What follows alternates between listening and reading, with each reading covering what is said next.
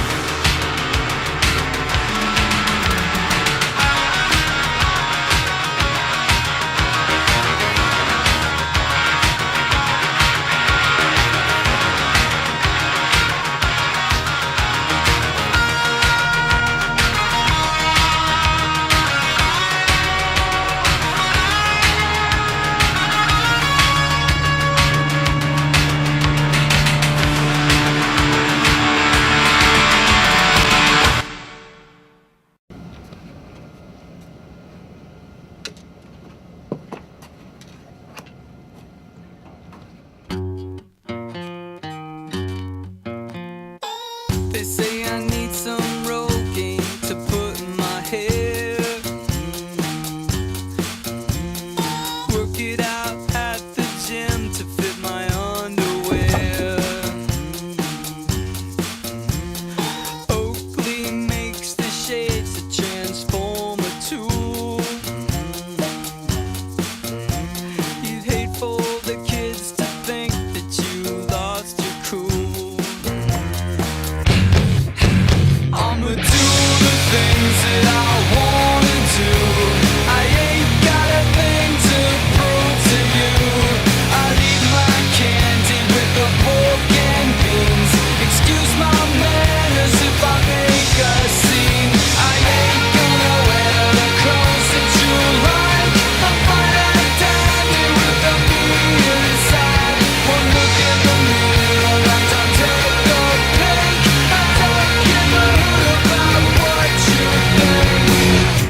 Everyone likes to dance to a happy song with a catchy chorus and beat so they can sing along. Timberland knows the way to reach the top of the chart. Maybe if I work with him, I can perfect the art. I'ma do the things that I wanna do. I ain't got a thing to prove to you. I leave my candy with the pork and beans. Excuse my manners if I make a scene. I ain't gonna wear the clothes that you like. I'm fine and dandy with the meal inside. One look in the mirror and I'll take the pick. I don't give a hoot about what you think. Oh, we're Ladies and recording. gentlemen, the most beautiful man in the world, Frank Oliver Baines. Got it. We're progressive. What are you doing, lip syncing now? We're progressive. What? You can't hear me? This podcast is for the deaf. Well, it shows my little things going like this. So don't know what that is. Or I could turn my speaker on. Oh yeah. That might help too. They talk to UFO witnesses. They talk to UFO witnesses. Things that are common, like which end of the pin you use, or Your brains are going to leak out. Well, we have an exciting day to Ginny Jablonski. Yeah. I invited Arliss to join us, and then we can talk to her for a while. I also put it in the group that anybody wants to come in the second half and share a thought or story. They're welcome. And Oh, that's cool. Hey, I'm thinking about maybe with this show, I'm not going to spread it around on Facebook. why? Well, what I thought I would do is it only takes you like a day or two, right, to edit it and put it on YouTube. Yeah, you got something going in the background? that's you. Or is that me? That's you. Oh. And here I was mad at you. I have no. What's going on here? And here I was ready to jump all over you. Where is that? It's one of your tabs up there. It's another Facebook tab or something. Air Force Base. When he received orders to investigate a possible. Oh, okay. I got an issue here. My supervisor called me on the radio and asked. I got an issue I got all too. my tabs off, and I'm still leaking sound. Check on it. Refresh your browser. So, you know, the little thing at the top with. Oh, here we go. Here we go. Ancient aliens. Ancient aliens. Got the ancient aliens on. I just got a message from Ginny. Hey, Arla. Hey, Why am I so Oh. handsome? It's not What's right. that? It's not. I said, why am I so handsome? It's not fair to everybody else. No, it's you know, we can deal with it, I think. I hope. I hope. I think Ma's heart's all a flutter, and she's already got a man. So that's Yeah. Yeah. Boy, do I have a man. I'm trying to make a cup of tea, so I'm running back and forth. But now that I know I'm on, I'll be right back. yeah. We're not on the air yet, anyway. This is Okay. just the pregame amble, the pregame show. Well, I gotta go. Now, do you remember what I said about what did I say? Do you remember before you got interrupted? That's all, folks. I think I better take an umbrella. My wife's taking an umbrella, just using her common sense. Are you going over to the little Marquee Park? No. The Marquee Park? Mark Park? No, I'm going down to get stamps. That's all, folks.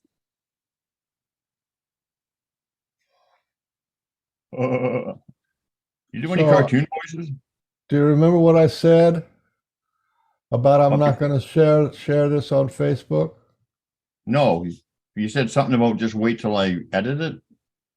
Yeah, edit it, and then you're going to post it on YouTube on the Pork and Bean Show, right? The finished edit, right? And then you're going to share it? Then I'll share it because then that'll send all the traffic to your what do you call it? Oh, Does that that's make pretty sense? smart. Does that make sense? Because now everybody's kind of they're gonna if they click on the link, it's gonna take them to your what you call it, your channel.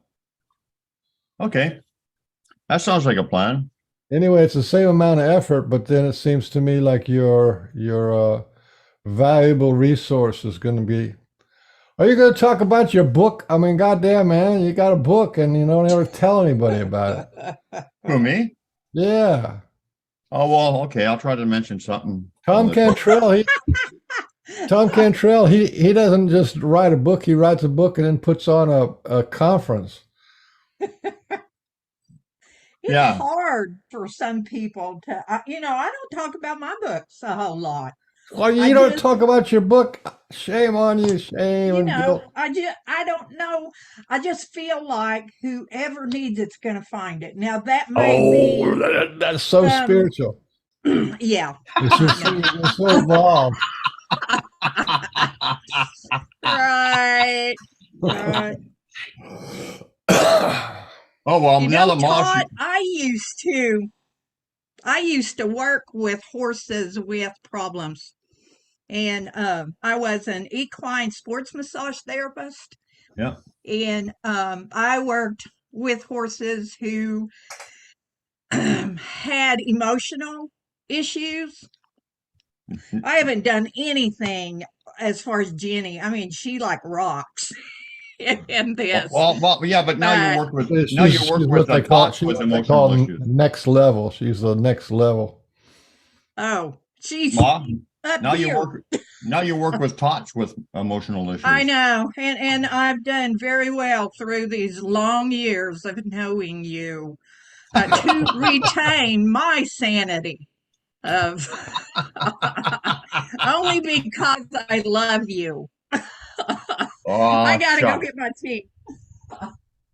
I'm gonna get the show Starting in started. 29, 27, 26, 25, I'm getting 24. the show started. Hang on. We're shorting and shorting and short. This is appropriate. Hang on to your horses, everybody. 16, 15, 14. Oh no. Now I got the pressure on me. Today in an hour and a half. Oh, that was. Yeah, I got a was- bunch of good questions for Ginny, so don't say anything. What do you mean don't say anything? I'm just joking. Don't.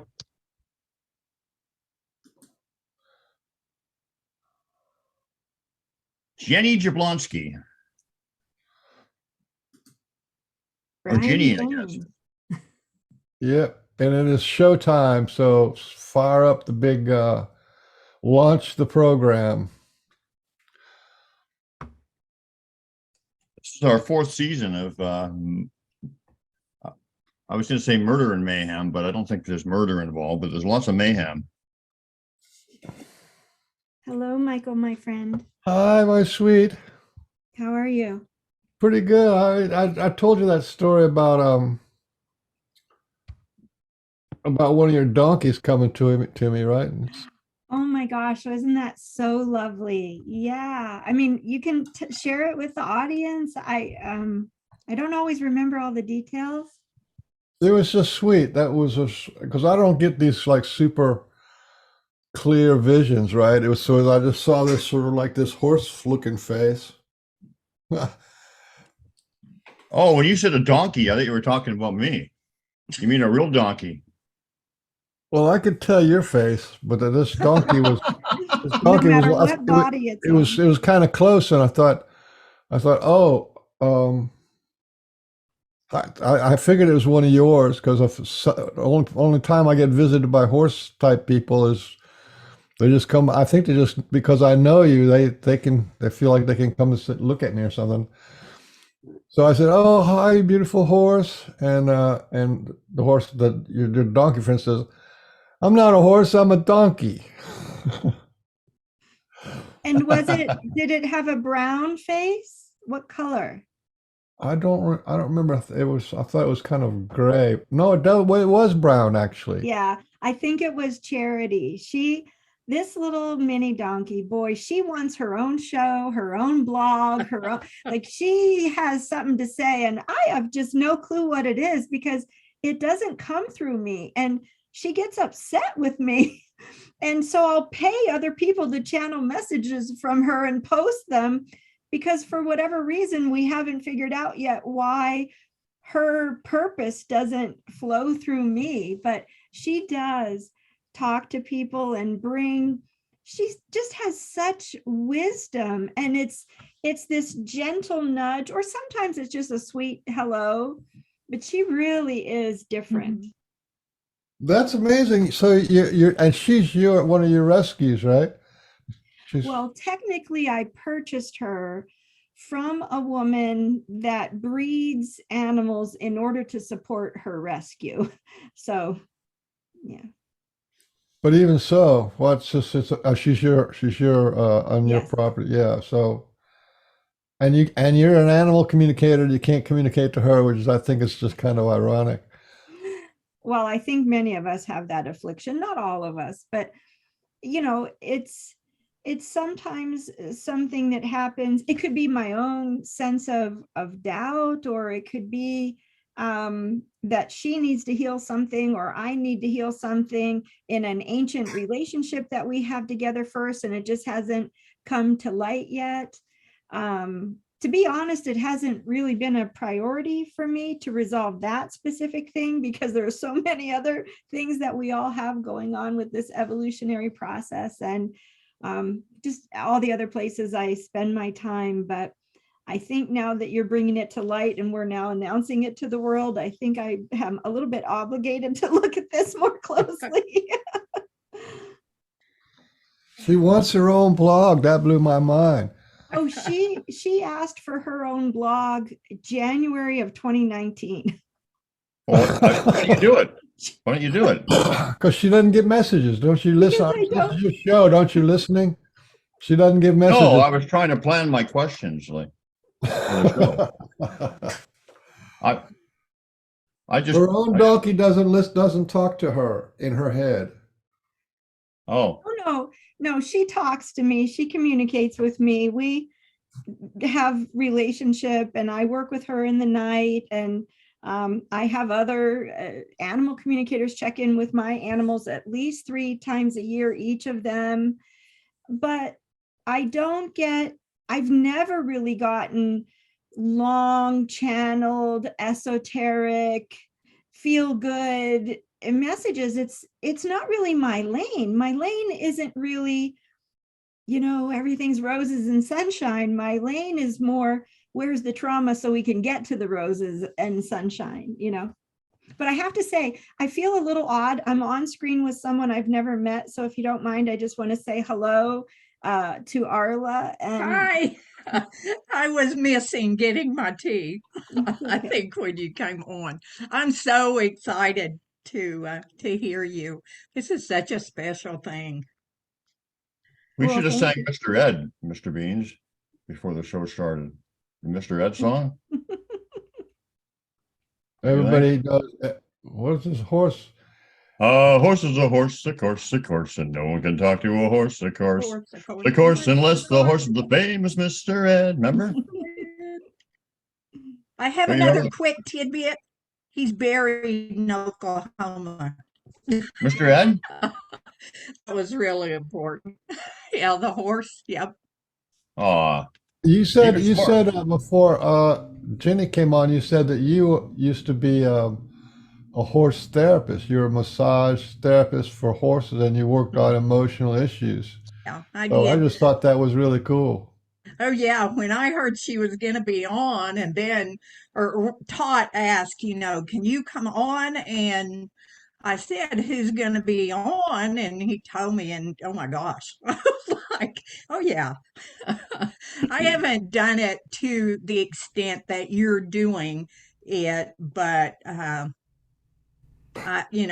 was on horses riding before I was one, and they've always been a special thing to me.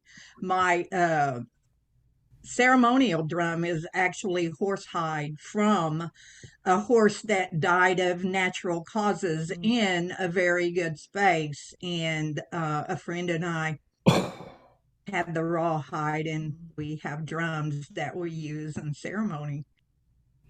one of my drums is also a horse hide. Yeah. Awesome. So how do the animals communicate with you? And are there thoughts, like, do they come across like a conversation with a human? How are they expressed? And I guess that different animals are kind of different too, right? Every soul is unique. So almost anybody that would answer a question like that with an absolute, it's one way, is living in a very tiny box. Is living in a very tiny box. Every animal communicates in unique ways. Animals express different levels of consciousness and different psychic abilities. Sometimes I'll see a simple picture, sometimes I'll see a full color movie, sometimes it will be accompanied with emotion, sometimes it will be an energetic construct, the nervous system, an organ or gland in the body, a subtle body, a chakra, a meridian, a past life. It's different every time with every animal. And yes, you call it mind speak, I call it telepathy, clairaudient, hearing the conscious communication of another being. So it comes in many different ways. Mm-hmm. And do they basic well, I guess, is this true also that they will tell you things that are concerning them? Will they also leave you like messages and stuff, or like the Sasquatch do with myself and Arla and Mr. Beans and probably you? Do they tell you anything for warning of something to happen, or a message, or is it basically just their needs that they want addressed?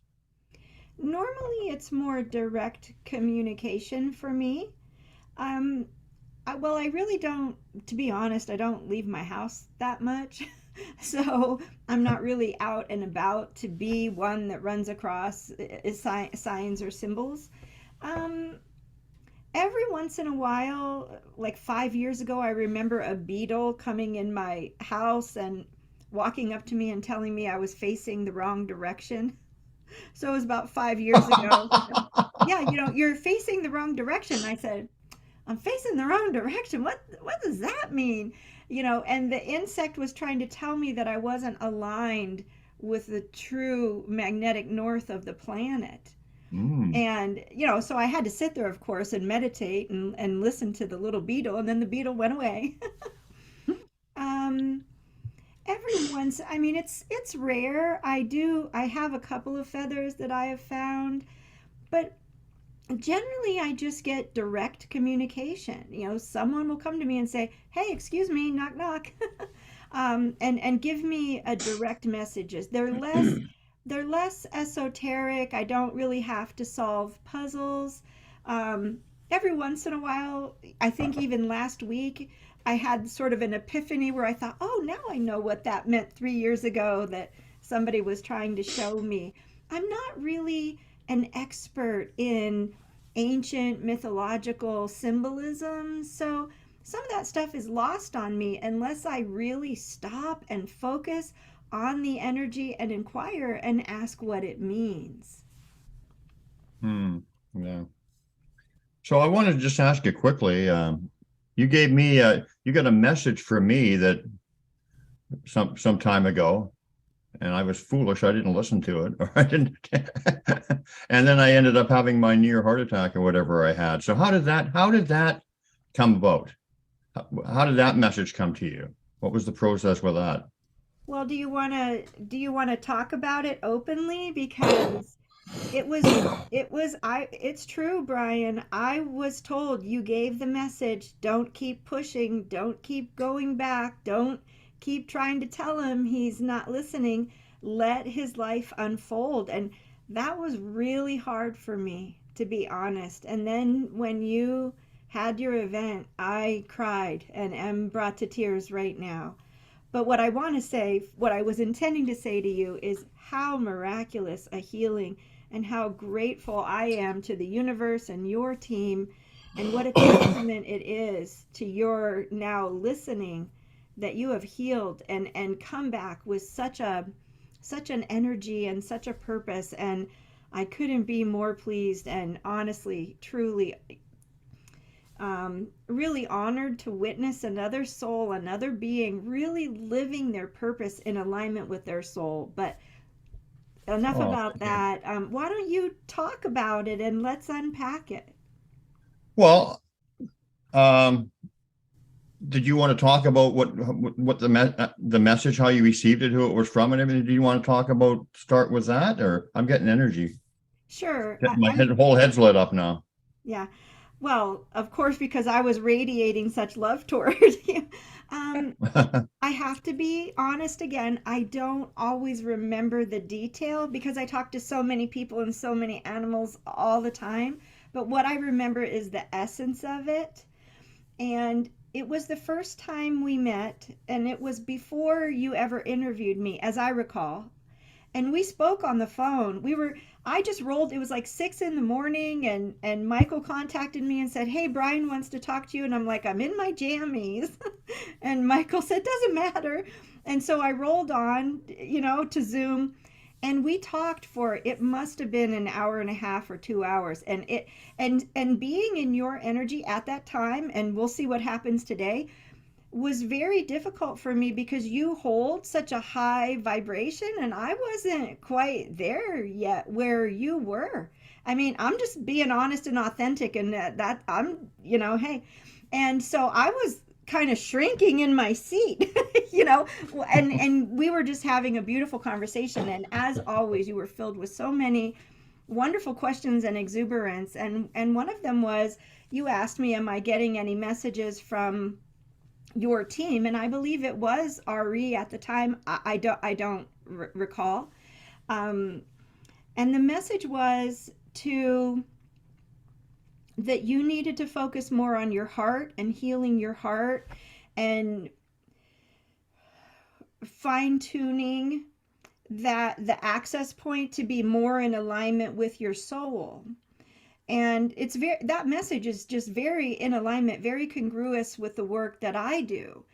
Are we ever truly separated from Creator, Source, Oversoul? No, but we can hold imbalance or distortion within us that prevents us from receiving either clear messages or direct messages from our soul and our guides, and others come in on that frequency, on that distortion energy, and we think we're getting information, from our team, and it's really not. And it's hard to see it when you're in it. It was hard for me to see it when I was in it, and I just had the gift of having a near-death experience, so I got a lot of help from the other side, and I'm very honest about that I did not come to this place in an organic evolutionary path. I had a near-death experience.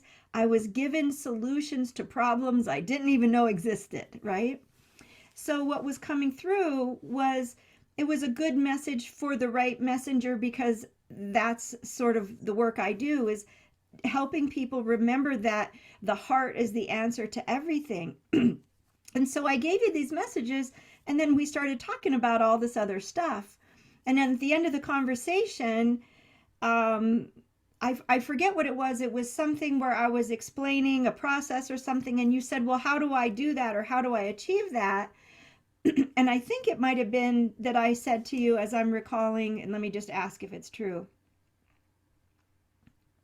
So I think I'm close in the ballpark.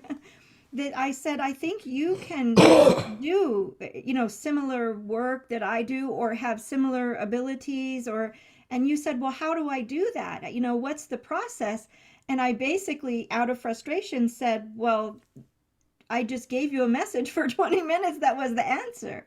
And it was, go into your heart, focus on your heart. And you hadn't really been listening, because when we have resistance, we're just in resistance, whether it's resistance to healing, or whether it's resistance to hearing, or whether it's resistance to even receiving love or a loving message, even though you had achieved such a high frequency, which of course is in part a function of the fact that you spend so much time in nature. So I responded to you that your guides had just given you the instructions on how to do that, and meditate and self-inquire, and then, boy, a very short time later you became really sick, and that's when I knew that you hadn't really implemented the practices that they had suggested to you. Well, thank God they helped me out with it. They were there all the way through it. Yeah, you got like clogged up receptive centers, like, and you're really a high energy person, but and that's not a big deal, because a lot of people don't want to hear what they don't want to hear, and then that becomes a pattern. You know, maybe you did that when you were 7. You don't know, but that becomes a pattern of like, I'm not going to listen to, tune out the nagging. Yeah. So Yeah. what? So that's why you got me So as a partner to nag you, so you can get over that. yeah. So you obviously were connect. So you've got something else going on, obviously. You're connecting with your guides and whatever, because you just asked them if that was true or whatever. So you have guides and whatever. Well, we all do, but I mean, you work with guides too, and what I'm Well, saying. so my perspective on guides is a little bit different. My perspective on guides, and we could talk about this for 6 hours, so I'll never solve all the problems of the world in this tiny little explanation. My perspective is that guides are a function of the third density reality that we agreed to come into, and are there to work with us, not necessarily through telepathic communication, but through the purpose of assisting us in accomplishing the primary soul choices that we made as a soul incarnating in this life. So if we wanted to experience certain fears or certain patterns or certain challenges or resolve unfinished business of the soul, the guides would, from my perspective, would serve the function of pointing you in a certain direction, mostly unknowingly for most of us, and creating patterns in our life for us to consciously come aware to, to come to an awareness to then say, why is this happening? And ask for help and go inside. Sometimes guides are actually not benevolent guides. They're what I would call, and many people would call, service to self, because many of our souls in ancient times chose a pattern of service to self. And that's something that many of us are getting away from now. And so if we have guides that are service to self, we are often redirected away from compassion and balance and ease and into a more self-focused me experience, even if we're the nicest, sweetest person in the world. And before my near-death experience, I myself was experiencing that, and I had to go through it and I had to learn from it in order to talk about it. Guides can also take the form of spirit guides, and we can be really entangled with spirits from past lives. Not necessarily a good thing. It can be an imbalanced reciprocity. But we can also use animal totems or spirit totems from a shamanic perspective, where you call in guides or you get assigned guides, and you're consciously doing that. And my perspective of all of that is it's a distraction from us creating that vertical relationship with our own soul and getting our own internal guidance. When I paused and asked if my memory was accurate, I was asking the one who gave me the message in the first place, RE. I was asking if that was correct. When Wonderful. when I guide people on a journey of remembering, which this is what I do, I don't certify people to be energy workers or anything like that. There's millions of people doing that. And they're doing it without teaching people self-awareness, energetic awareness, and how to really embody anything that is being taught out there, how to integrate it into our life and live that and re-engage with our own soul and be the master of our own ship, so to speak, and have our voice be the voice of our soul, the divine, through us. And when you look at people, you can see, because it's not a violation of their energy, it's the field. We are all at a certain level above our head, a certain chakra, a level of awareness. We are all one, not in these individuated bodies, but at another level of awareness. And you can see, if you look at a person and you ask your soul or the universe to reveal to you if you should work with a certain person, if they would be a good person to give you information or help you heal or become more self-aware or reclaim your power, and ask what percentage of information they are receiving through their own divine connection, or what percentage are they receiving from outside sources that may or may not be benevolent. So I had a pretty shocking introduction to that information on my journey. And I don't work with people who are only bringing in 10% information from their own beingness, from their own divine connection. Because yes, some of this information can be accurate, but the beings that are often given the information are doing something in the back end and manipulating the person or using their energy, or one time out of 10 manipulating them to give unhelpful information or misdirect the person. And that's something that we all need to learn on our journey. So guides can be benevolent and helpful, and guides can be a huge distraction on our own journey of self-awareness. At least that's my experience. And what's the how would you describe the difference? By the way, do you talk to animals that pass over? Yeah. As well? Oh, you do? Yeah. It's not my Oh. favorite thing, and I don't really encourage people to engage with me as a practitioner if all they want to do is talk to a spirit who has crossed over. It's not really my primary purpose. If I will ask, if someone asks me to, I will ask that soul, I will ask their higher self, I will ask my higher self, is this something that's right for me to do? Would I be an appropriate messenger for that person? Sometimes it's yes, sometimes it's no, but it certainly happens randomly in beautiful circumstances where I'm just with someone and somebody, a human or an animal is giving a message, and it's always, for the most part, very beautiful. Is there, and if you don't want to engage in this, that's fine, understand. But is there an animal that myself or Arla or Mr. Beans had that wants to talk to us? Give us a message? Or Let me is see. that putting you on the spot, or? Well, I don't know. Let's see. It generally doesn't really happen like that. It's more intentional or purposeful. But our souls probably talked before we got on today, so we'll just check in. True. I'm not getting anything right now. I'm getting more that you diverted from the conversation about your thing, and that Ari's wanting us to go back and talk to you, which that's Talk to me. well, I don't think Talk we about you. complete- We're going to talk about you. We're going to talk to you. I think we didn't finish the conversation. Okay. Remember Well, when you inquired and you were talking about your heart condition?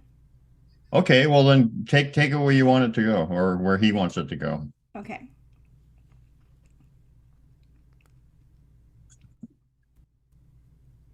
So, well, I think this is a sense that I got the first time. Woo. Okay. In order to express our abilities, one of the things we have to get through all the layers of all the filters, right? One of the filters is its resistance to hearing or receiving information, because somehow we might not believe that we can do it, that we have that ability. And I believe, my sense is strongly that you are always looking for other people to give messages when you in fact could receive the messages if you addressed the doubt within yourself. And it's very much throat chakra stuff and a little bit of solar plexus. So this message, as profound as the first message was, is to find where you have the resistance to believing in yourself, believing that you are capable of these esoteric abilities, psychic abilities. and to look at where you're holding that within you and just holding yourself back, because I think you might surprise yourself. And then I think there's a bit of another being. This is words direct from RE. Yeah, but there's another soul coming forward. So, and I'm getting full body chills. I certainly feel him. My whole body's lit up with energy, so Yeah. I know it's here. So, did you know, did we, I can hear. I think there's a part of yourself that you're denying. And the part of the being that was wanting to come forward is sort of shadowy and diffuse and not sharp and crisp and showing me the truth of who it is, because it's really the part of you that you are denying, your lineage, your soul lineage, which probably goes back to other galactic races, if not the Sasquatch or some version of the Sasquatch. And as long as we deny the truth of who we are, we cannot manifest our highest potential. So would you like me to share with you, if you were my client, things I would suggest that might be helpful? This is sounding like the show's all about me, which I don't know, but okay, yeah, for sure, because it is interesting, and yeah. Well, okay. Anybody, I would There's suggest a soft sidestep. No, I would like that, absolutely. If RE's finding it in his heart and in his if he feels it's important to talk about it, then I'm certainly not going to not. Well, Arla's over there smiling and Michael's giving a thumbs up. So I think all three of us are outvoting you. No, absolutely. Go ahead. Well, really simply, everything I do is simple, simple, simple. I'm not a Buddhist scholar. I don't, I'm never going to write a book about how the universe works. It's simple, simple tools that we can all use to help us remember the truth of who we are. So on my website, there are free resources, really simple little 6-minute little, things we can say. And one of the things that I encourage people to say is, I give myself permission to remember the truth of who I am. Oh. I give myself permission to heal. I give myself permission to feel safe. Those few simple words will truly invite that part of us which we are looking away from or denying, or whatever language you want to use, and it invites in the part of us that we are not fully acknowledging, integrating. Maybe there's a part of us that feels we're unworthy, or maybe there's a part of us that needs to forgive. It doesn't matter. I'm not here to psychoanalyze you or psychospiritual analyze you. I'm just here to give you a message and tell you the same thing I've been telling you. Brian, you are fucking amazing. And you are holding yourself back. And by constantly asking me and other people to give messages, yeah, it's a great show and it's wonderful content. And I love all the people you have on. And you're one of the best hosts I've ever met. And you have a sense of humor that knocks me over sometimes. And sometimes I don't get it. You're an amazing human being. But guess what? You're even more miraculous than that. And to spend some time thinking or pondering, considering that you actually might be everything that you admire, everything that you honor about the Sasquatch. You are that. You are the embodiment. What if you came here to bring that frequency in through human form and ground it to the earth in a density that we can all see? Because I can see it and I can see you. Wow. I ask you to, I'm writing this down. Can I ask you, I give myself permission. Can you go through those three again? Because I'm going to start. Well, it's all on my website for free too. There's a little like an 11-minute video that's called Intentions. Can you give the name of your website when you get a chance? It's heartofthehorse.us. And if you- Heartofthehorse.us. And if you click on resources and then go down to free content, there's a cute little cleansing 6-minute meditation called the spiritual car wash. Again, silly, wacky, simple. Anybody can do it. There's a one that Brian would be excellent for you to do called Pink Pillows of Love. And it's going into your heart space and radiating gratitude to yourself first. And then you could radiate to your wife, your children, your friends, the Sasquatch, whomever and as you radiate the gratitude, they receive that, and that gives them a message. He's ready. He's ready.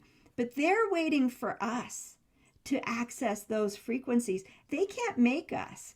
And in fact, I'm being pushed right on the edge of the envelope to give you these messages. They're really pushing. And the other one is intentions. It's free. It's on my website, intentions. And if you go through it, it basically says, I call forward the highest aspect of my soul that is aligned with the purest source frequencies to help me achieve the highest level of self-awareness, the highest level of embodiment that is possible for me in this life so that I can manifest my highest potential in this life. And every single one of us on earth that is a real soul in a body can do this. We can do this, but we get to choose. We get to choose how bumpy the path is. We get to choose if we believe we deserve to suffer more. And we get to choose if we believe we're worthy or not of receiving this alignment, this true, what I call vertical alignment with our soul. So it's, I give myself permission to heal. I give myself permission to remember the truth of who I am. And for you, Brian, I would add in, I give my guides, my soul family, my higher self, permission to communicate with me. I give myself permission to receive the messages. Yeah, I'm writing this down. It's okay. And I give myself permission to feel safe doing it. So people that are watching the recording later can go pause it and go back and write all that down. And so can you. And this could apply to anybody, right? Anybody. Yeah. But oftentimes when I'm working with specific individual people, I'll get some very specific language that would be helpful. So for you, it's I give my guides, my soul family, the aspect that sent me here, your oversoul creator or higher self, whatever you call it, permission to communicate with me. I am asking for assistance, for guidance, for a greater sense of knowing how I can manifest my highest potential in this life. Because your highest potential is not limited to XYZ is real, or it's beautiful. And should you choose to say, I'm done, I don't want to work anymore, I don't want, this is, you can do that. You can do that. But you certainly have the potential to do so much more. And as from the moment I met you, I have watched the being standing behind you, encouraging you lovingly to do more. Wow. So the last one, I give myself permission to feel safe. Right. Okay. Thank you. And me, on the other hand, I could do a couple of hours on the unseen role of denial in the manifestation of creation, because the only way we can be who we are is to deny everything. You have to deny everything in order to be who you are. And the process of waking up is to start including everything and accepting everything and letting it all come back in, instead of just being what's the term for it? Having singular personality disorder. Well, the denial is like a dismembering, and then the remembering is the reclaiming. Yeah. Connect. So do you have any Sasquatch connections or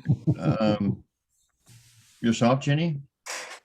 Well, I've had dreams of right before I met you, in fact, right before I met you. The first time I had any direct experience that I remember whatsoever is, I think, the summer or fall of 2016. And I was on a trip. Some girlfriends and I were just driving around, going wherever we were told to go, and stopping in town. It was like weeks, and we went from Sedona all around Arizona and different states. And we were guided to go up into the mountains in northern Arizona, near a town called Payson, and stop at this really odd place that wasn't really safe. There was this little sort of trail off the main highway and a lot of boulders obscuring the view, so it wasn't really safe to pull on and off the highway, but we did it. And we got around this boulder, and there was a whole road that went down and a valley and everything. And we were told to just get out and sit on these beautiful rocks and meditate. And I just said to my girlfriend, hey, the Sasquatch are here and they want to talk to you. And they're telling me that you've been traveling all over the world because you're a flight attendant, and you've been taking the Sasquatch frequency all over the world, and that they're so happy and proud of you, and you're doing so great on your... I never talked to my girlfriend about Sasquatch, and she never talked about that with me, and I just gave the message. So that was my first conscious awareness of it. And then months before I met you guys, or I became aware of Michael, and Michael and I connected, I was having dreams, and in my dreams I didn't see faces. I only saw legs and feet. Irregular feet, like the toes weren't perfect, and hair on the feet. And I knew and I talked about it with a girlfriend who you can ask if it's true or not. And I said, I'm having dreams about being maybe on a spaceship with beings that have weird feet. And she said, yes, me too. We were having similar dreams. She said, it's the Yeti. It's the Himalayan Yeti. And I just got full body chills right now saying it. And when that was happening, but I don't have a lot of conscious awareness of what my soul is doing with them.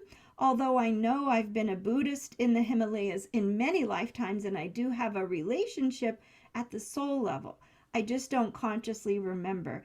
And then when I talked with you the first time was the first time that I consciously remember channeling a Sasquatch or RE. And I, it's not like I'm writing a novel, getting, huge downloads of information. I'm just giving simple messages, How do you describe their energy or their way of communicating with you as opposed to others? I mean, they're on a very high elevated level, obviously. Do you want to talk about that a little bit? Yeah, with them, it's the claircognizance. It's the way I receive information from my own soul.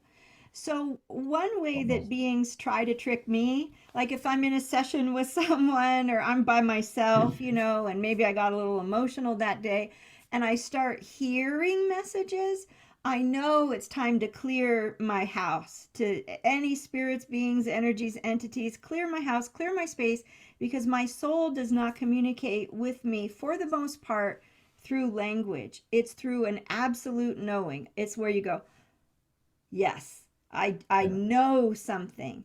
And whether you heard it or felt it or sensed it or, or saw it, it's a deep felt sense of knowing. And that's how I receive from the Sasquatch. So oftentimes it's concepts. It's like a packet of information, and then I'm just giving you a few simple sentences, but it did come with more. It comes with love. It comes with a very expansive frequency. But they don't mince words. There's not a lot of flowery stuff in between. It's do this, do that, say this. That was the description was exactly how that so resonated with me. Like when I get my downloads, it's a knowing, it's a big knowing, and it's exactly as you described it. Yeah. I forgot exactly what you said now, but it was exactly as you described it, is my experience. Yeah. I mean, it's hard to fib about this kind of stuff. Your audience is very savvy, I'm sure, too. And as we are all growing and healing and raising our vibration and frequency, those that aren't really receiving messages, they're not going to be as forward. And those of us that are really receiving, we're going to have so many congruencies and similarities. And, it's that sense of the heart, the radiating, the true connection through the heart space. Yeah, I know what I was going to say when you said a big package of knowledge or whatever, like a great big bunch of just a big knowing that a bunch of information is how you said it, right? Yeah. Yeah. Arla, did you want to you're kind of a co-host today. Did you want to ask a question or step in or comment or I, I do have a question. And Jenny, knowing you is been a very short time, so I really haven't heard you talk much. But I dealt with animals who were walking. Oh, that's a good one. I didn't, from my perspective, her question was garbled. Can that question be repeated? About Again, animals that are walk-ins. yeah. Yes, both people and animals can be walk-ins. I mean, my experience is that when I had my last near-death experience, the soul that is expressing through me that took me on this amazing journey is a walk-in. I don't believe I could have accomplished what I accomplished in the last 12 years if it had been the soul that was originally in my body. I wouldn't have been able to do everything I've done. Yes. So yes, animals do get walk-ins also, to my What- understanding. no, I'm gonna show my ignorance here, which is just lack of knowledge. It's not stupidity. Just to clarify. Ignorance means lack of knowledge. What is a walk-in? Oh, so our the spirit that we are, the spirit that embodies us. I like to refer to it as soul. Some people say that the soul is the container through which spirit incarnates because it holds the program. And I don't like to get all worried about language. But when I had my near-death experience, I completely left my body. My intention was that Ginny would pass away. My soul was done. And in my near-death experience, for me as a body, there was some agreement in the universe, creation itself sent a soul from my soul lineage, but one that was much more healed, into my body and reanimated my body, which was quite painful, and took me on a journey of healing. And when I woke up, my emotions, my triggers, my personality was almost immediately different. Now, I did not get magically healed, but I got magical, clear guidance as to how to remember how to heal, and then to share that journey with other people in the most relatable, authentic way possible. Does that make sense, Brian? Yes. Yeah.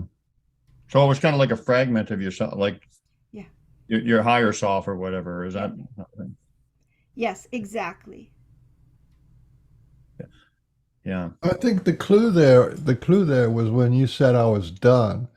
As soon as you say I'm done, then that leaves your container open and your whatever who's ever out there watching, because that happens with spirit possession and other things. But when you're a high level person and something like this happens, it just opens the door to like what do you call it? To have these kind of things. And you're not the only one. I think that um, what's that? Cindy. Who's the girl who does the paintings? What's her name? I think it's Cindy Carter. It's not her, Mhm. but she had the same kind of an experience. She just woke up one day and was a different person. Didn't even recognize her kids or husband or anything. Just it's like actually having a second incarnation in the same body. And I don't, I mean, there's all kinds of conjecture, you know, But I had experienced, well, I don't want to judge or compare, but let's just say a fair amount of trauma. You know, probably more than is normal, but probably not as much as some people, right? I'm not trying to win a contest, but a lot of trauma, physical abuse, emotional abuse, sexual abuse, really difficult life. And I think that the person that I was, the body, the human experience that I had was chosen for this other more healed or pure soul to come in to guide me to heal and overcome these things, to demonstrate that it is possible. Because, like I said, many people come back from near death experience and they clear up stage 4 cancer in 3 days, you know, or they manifest, you know, they can paint, they can play music, they can do mathematical equations and understand quantum physics, right? And that's all a beautiful role for each soul to play. The role for the soul that I am now, the soul occupant of my body, the role of that soul is to demonstrate that we can reclaim our power and heal ourselves. That's my message. And it's a very narrow band of people who are willing to listen to that. But that's a revolutionary message, I tell you, because for the last, whatever it was, a couple of thousand years, we've been told you can't change. Humans don't change. You don't change. Nothing happens. You can't do it, right? And now, in the last couple of generations, people can absolutely heal. Everything can heal. You can heal, like like you say. There's every single disease ever spoken about has somebody who's healed it, and some things like cancer has 200 or 300 different ways of healing cancer. And man, it's like, and in terms of emotions, there's like all these different modalities, like quantum hypnotic age past something regression, and on and on and on. Plus, then people are healing from the ETs, and people are healing from the elementals, people are healing from horses and animals. And so it's a total revolution in consciousness, the idea that you can absolutely transform yourself and heal. Mhm. And that it's not necessary, although I don't begrudge anyone healing through any of those other means, because goodness knows we all deserve peace and healing and health. We all deserve that. So however anybody chooses to heal is fine. My message is we can be our own master healer, guru, teacher. That wisdom is available to us, and we can heal ourselves, and we don't need to continue to give our power away to the shaman in the tribe, the only one that is responsible for the health and well-being of the entire tribe. Those days, that's last millennia. We don't need that anymore. Is it wrong to choose that path? No, I'm not judging. My message is for those who are really ready to take a, let's say, quantum leap in conscious awareness of self. That is where Brian is standing at the precipice of. And if you don't mind, may I share a story real quick? Yeah. So I think it was 2013, maybe 2014, just a year or two after my near-death experience, and I immediately expressed psychic abilities with no context, no boundaries, no way to control them. I had to go on a journey to find out what all this meant. And one of the ways that I did that was I got involved with a group of people who channeled aliens, okay?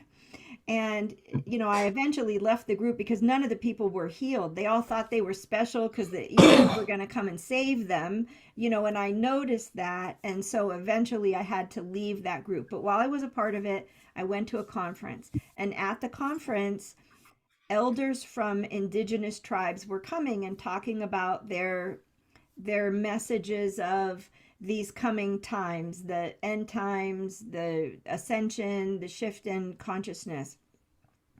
And I was eating dinner. My husband accompanied me, and I was sitting eating dinner in a large restaurant. And one of the shaman, medicine man that was there, I was told, "You're going to talk to this man." My soul told me, you are going to talk to this man today.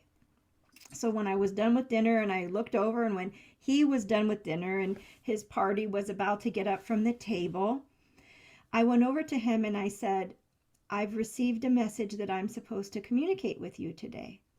Now, in my little naive mind, I was going to talk to a medicine man, and I was going to get healed, and he was going to give me some, groundbreaking information, or heal me, or help me understand myself, or what was happening to me. That's what my mind extrapolated from that message, right? And so I said to him, and he looked at me very seriously, here's my room number, meet me in my room, whatever, at 7:00. So I went back to my husband and I said, I'm going to get healed by medicine man. This is so cool. I'm so excited. I can't wait till 7:00. And 7:00 came, and I went to the man's room, and there was a table with 4 chairs, and I sat directly opposite him. He invited me in. He was very kind. He sat down, and I'm like, oh, so excited. I'm going to get healed by a medicine man. And I sit down, and his father walks into this dimension and is standing directly behind him and has his hands on his shoulders, right? Over the shoulders like this. And he's just standing there. And I just know it. I just know his father just walked in from another dimension. And I go, oh, by the way, your dad's right behind you. He has his hand on your shoulders and he's so proud of you. Okay, are you going to heal me?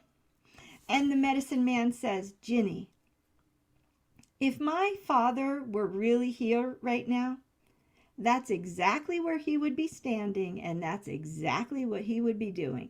So what do you have to say to me? And I'm like, what? What do I have to say to you?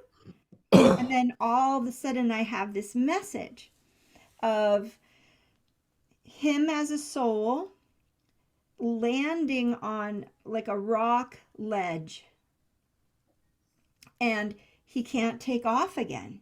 He came down and he landed, and in my mind, although I didn't articulate it, he was a bird. And he came and he landed on this ledge, and then he was trying to go. He was trying to launch. Failure to launch, right? He couldn't launch. And I said, oh, I hope you don't mind, but I'm having this image, and you're a bird, and you landed, and you can't take off. And he said, Ginny, I'm 60 years old. I'm the medicine man of my tribe. I've been the medicine man of my tribe for about 35 years.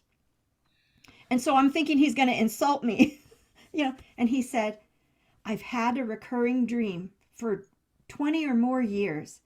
And I see light, and I walk down the hallway toward the light, but there's an impenetrable barrier and I can't break through. And I said, oh, I know what you have to do. Is it okay if I tell you what you have to do to break through the barrier? And he said, yes. And I said, and it's the same thing I share on my website now, years later, the Pink Pillows of Love exercise. I said, just sit with me and go into your heart and generate a sense of gratitude and love for yourself and radiate that love all through your field. And he did that. And he burst into a golden eagle and started flying. And I saw that in my vision, and he went, oh, he was just so excited and happy. His whole affect changed. And I'm like, okay, are you going to heal me now? And he said, what did you see? And I said, well, I just saw you turn into a golden eagle and fly away. And he said, Ginny, do you know what my name is? And I said, oh, I'm sorry to say I don't. I'm in your hotel room. I don't know what your name is. There's a lot of people speaking at the conference. I'm so embarrassed. I don't know. He said, my name is Golden Eagle. Wow. So this is before I had just barely gotten myself off of all pharmaceutical medication. It was a really tough road to hoe for me to come back from that near-death experience and that prior 12 years of extreme suffering before that. And I was almost immediately healing medicine men and many other people, priests, healers, people with PhDs, degrees in psycho, whatever, comparative religion and alternative therapies, came to me to the point where they called me the healer's healer for the first few years that I was healing. So even masters and gurus and shaman sometimes need help and don't know how to heal themselves. And Was I his full name certainly, Chief Golden Light Eagle, was it? Because isn't that the guy we had on the show, Mike? Or Could Mr. have B? been. Was it at a conference, Jenny? it was at a conference. He lives in northern Nevada, I think.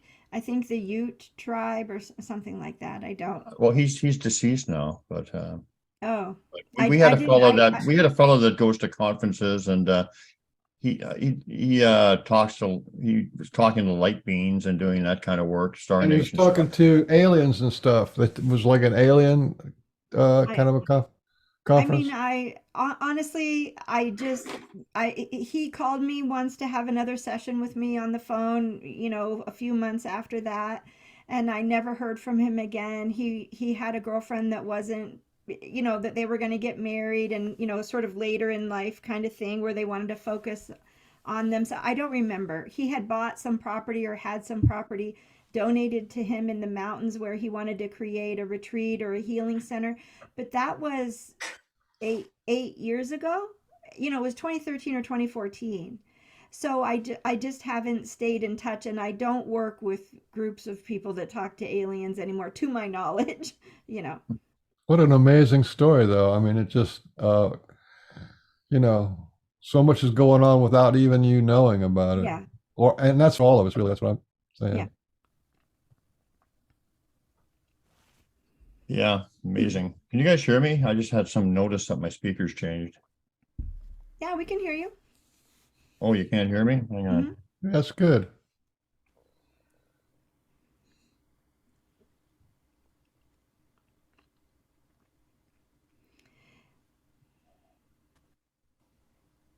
So remind everybody about your how to hook up with you. You have a show and you have a website. So repeat that again for the people who come on later. Yes, I have a podcast called Interspecies Evolution and a website that is interspeciesevolution.com. And the purpose of the podcast is to talk about these kinds of subjects, to have people on that share their journey of awakening and what it felt like. It's not about telling people what to believe or proselytize or promote a religion or a modality or anything like that at all. It's about self-awareness, reclaiming our power. How can we do this in a way that isn't necessarily complicated? And it's, validating and encouraging people to believe all of this esoteric stuff is real. It's real. We're not crazy. To give people a sense of community. And then, of course, my website is heartofthehorse.us. But I really feel like I maybe didn't answer Arla's question, and I was wondering if Arla wanted to ask a more specific question about animals. Well, the reason I asked was because I have had several walk-ins as friends in my lifetime.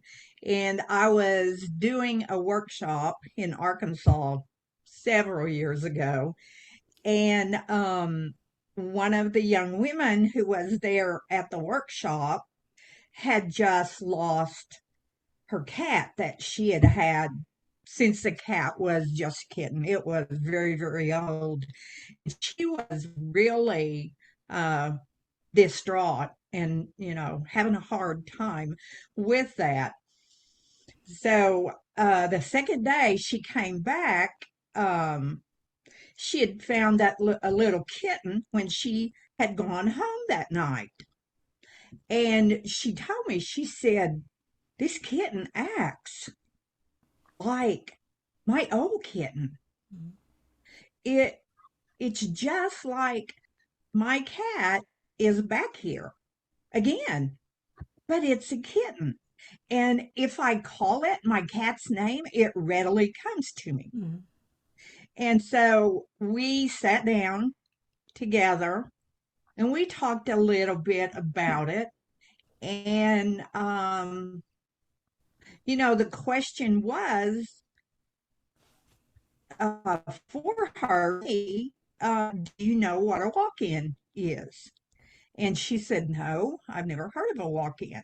And so, I explained to her that animals can um, assume a body, I guess, can walk into that body. And that's kind of where that term walk in. And so this very well could be her cat came back through this kitten. Now, as I talked to her she was, talked about several things. Evidently, her older cat was pretty unique and had mannerisms and things that would very definitely tell you that that was that cat. And it was just such an interesting thing for me too. It was actually my first of looking at that, on a personal level, that, yeah, this had happened. Like I said, I had many friends who were walk-ins, and then to see that, and I just wondered if you had um, experienced that. I had no idea about your personal situation, which I totally loved hearing you talk about that. It's just I really enjoyed that. But basically, I just wanted to know if you had had experiences with animals who were walk-ins. Yes. I wouldn't say that it happens a lot or every day, or every week Yeah, even, but I am made aware. Sometimes I'm sure it's the case and I'm not made aware. Sometimes I'm just to give what is important to discuss today, and that may or may not be something that the human might accept, or it might not be a priority. But I really, when cats are involved, anything goes. Anything goes. I mean, that cat truly might not have existed that morning and just multidimensionally walked into this reality and found her, that woman. And that's the sense I get there, which is different from a yeah, walk-in. It walked into this reality. Wasn't a soul that yeah, just, walked into a cat that was born, 2 months ago or something. It literally was not here, and then it was. And people call shaman those that walk between the worlds, right? And cats, not all of them. And I discourage people from painting all animals of a species with the same brush. So I'm not trying to say that it's true for all cats, because I've met cats that couldn't care less about that kind of stuff. It's just true. yeah. But with that cat in particular, I'm going to say multi-dimensional, probably an Antarian soul. So do you feel that your friend maybe was a soul from Antares and was needing to always have a community or a complementary soul or a guide from Antares with her? Because Antarians are what we would describe as cat people. Yeah. Listening to you talk about the level of chills that I got in my body, Lee, yes. Yeah.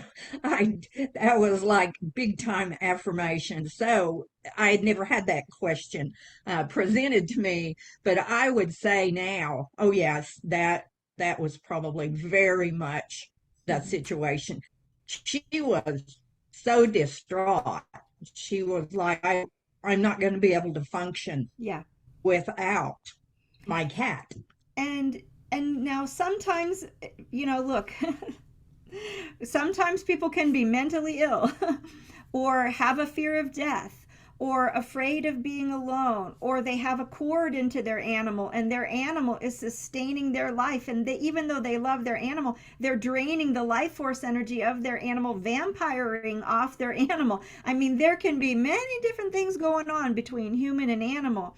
But what I'm getting for her was that she was a very high vibrational soul, and almost impossible for her to maintain being in such a dense container and living in such a dense world, that she, for whatever reason, and it may or may not be true for other Antarians, but for her, she needed that support, that whether it be counterbalance or complement, that was more pure.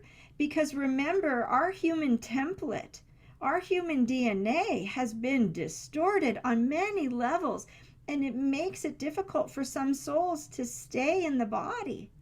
You know, for very contemporary things going on in the planet right now, a lot of souls are leaving. Gee, wonder why, right? Yeah.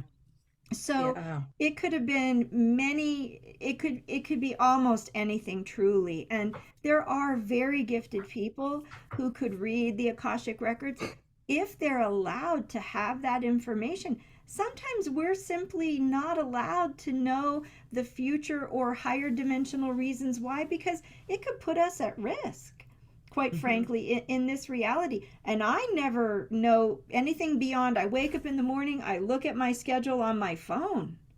I'm not given what's going to happen in the future, a pole shift or a solar flare. I mean, I don't know any of that stuff.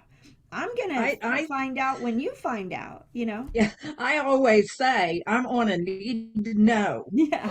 And when I need to know, I'm going to know. Yeah. And so I don't get too concerned about what's coming. I just know that when I'm supposed to know, I will know.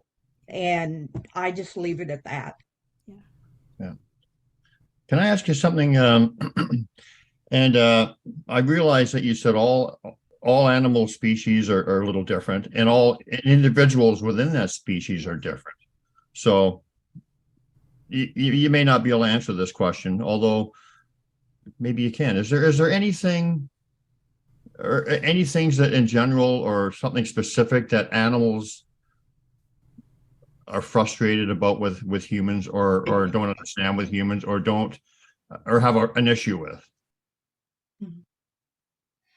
Well, my perspective is a little bit different, and I can't say why. And what I'm going to say might upset a few people.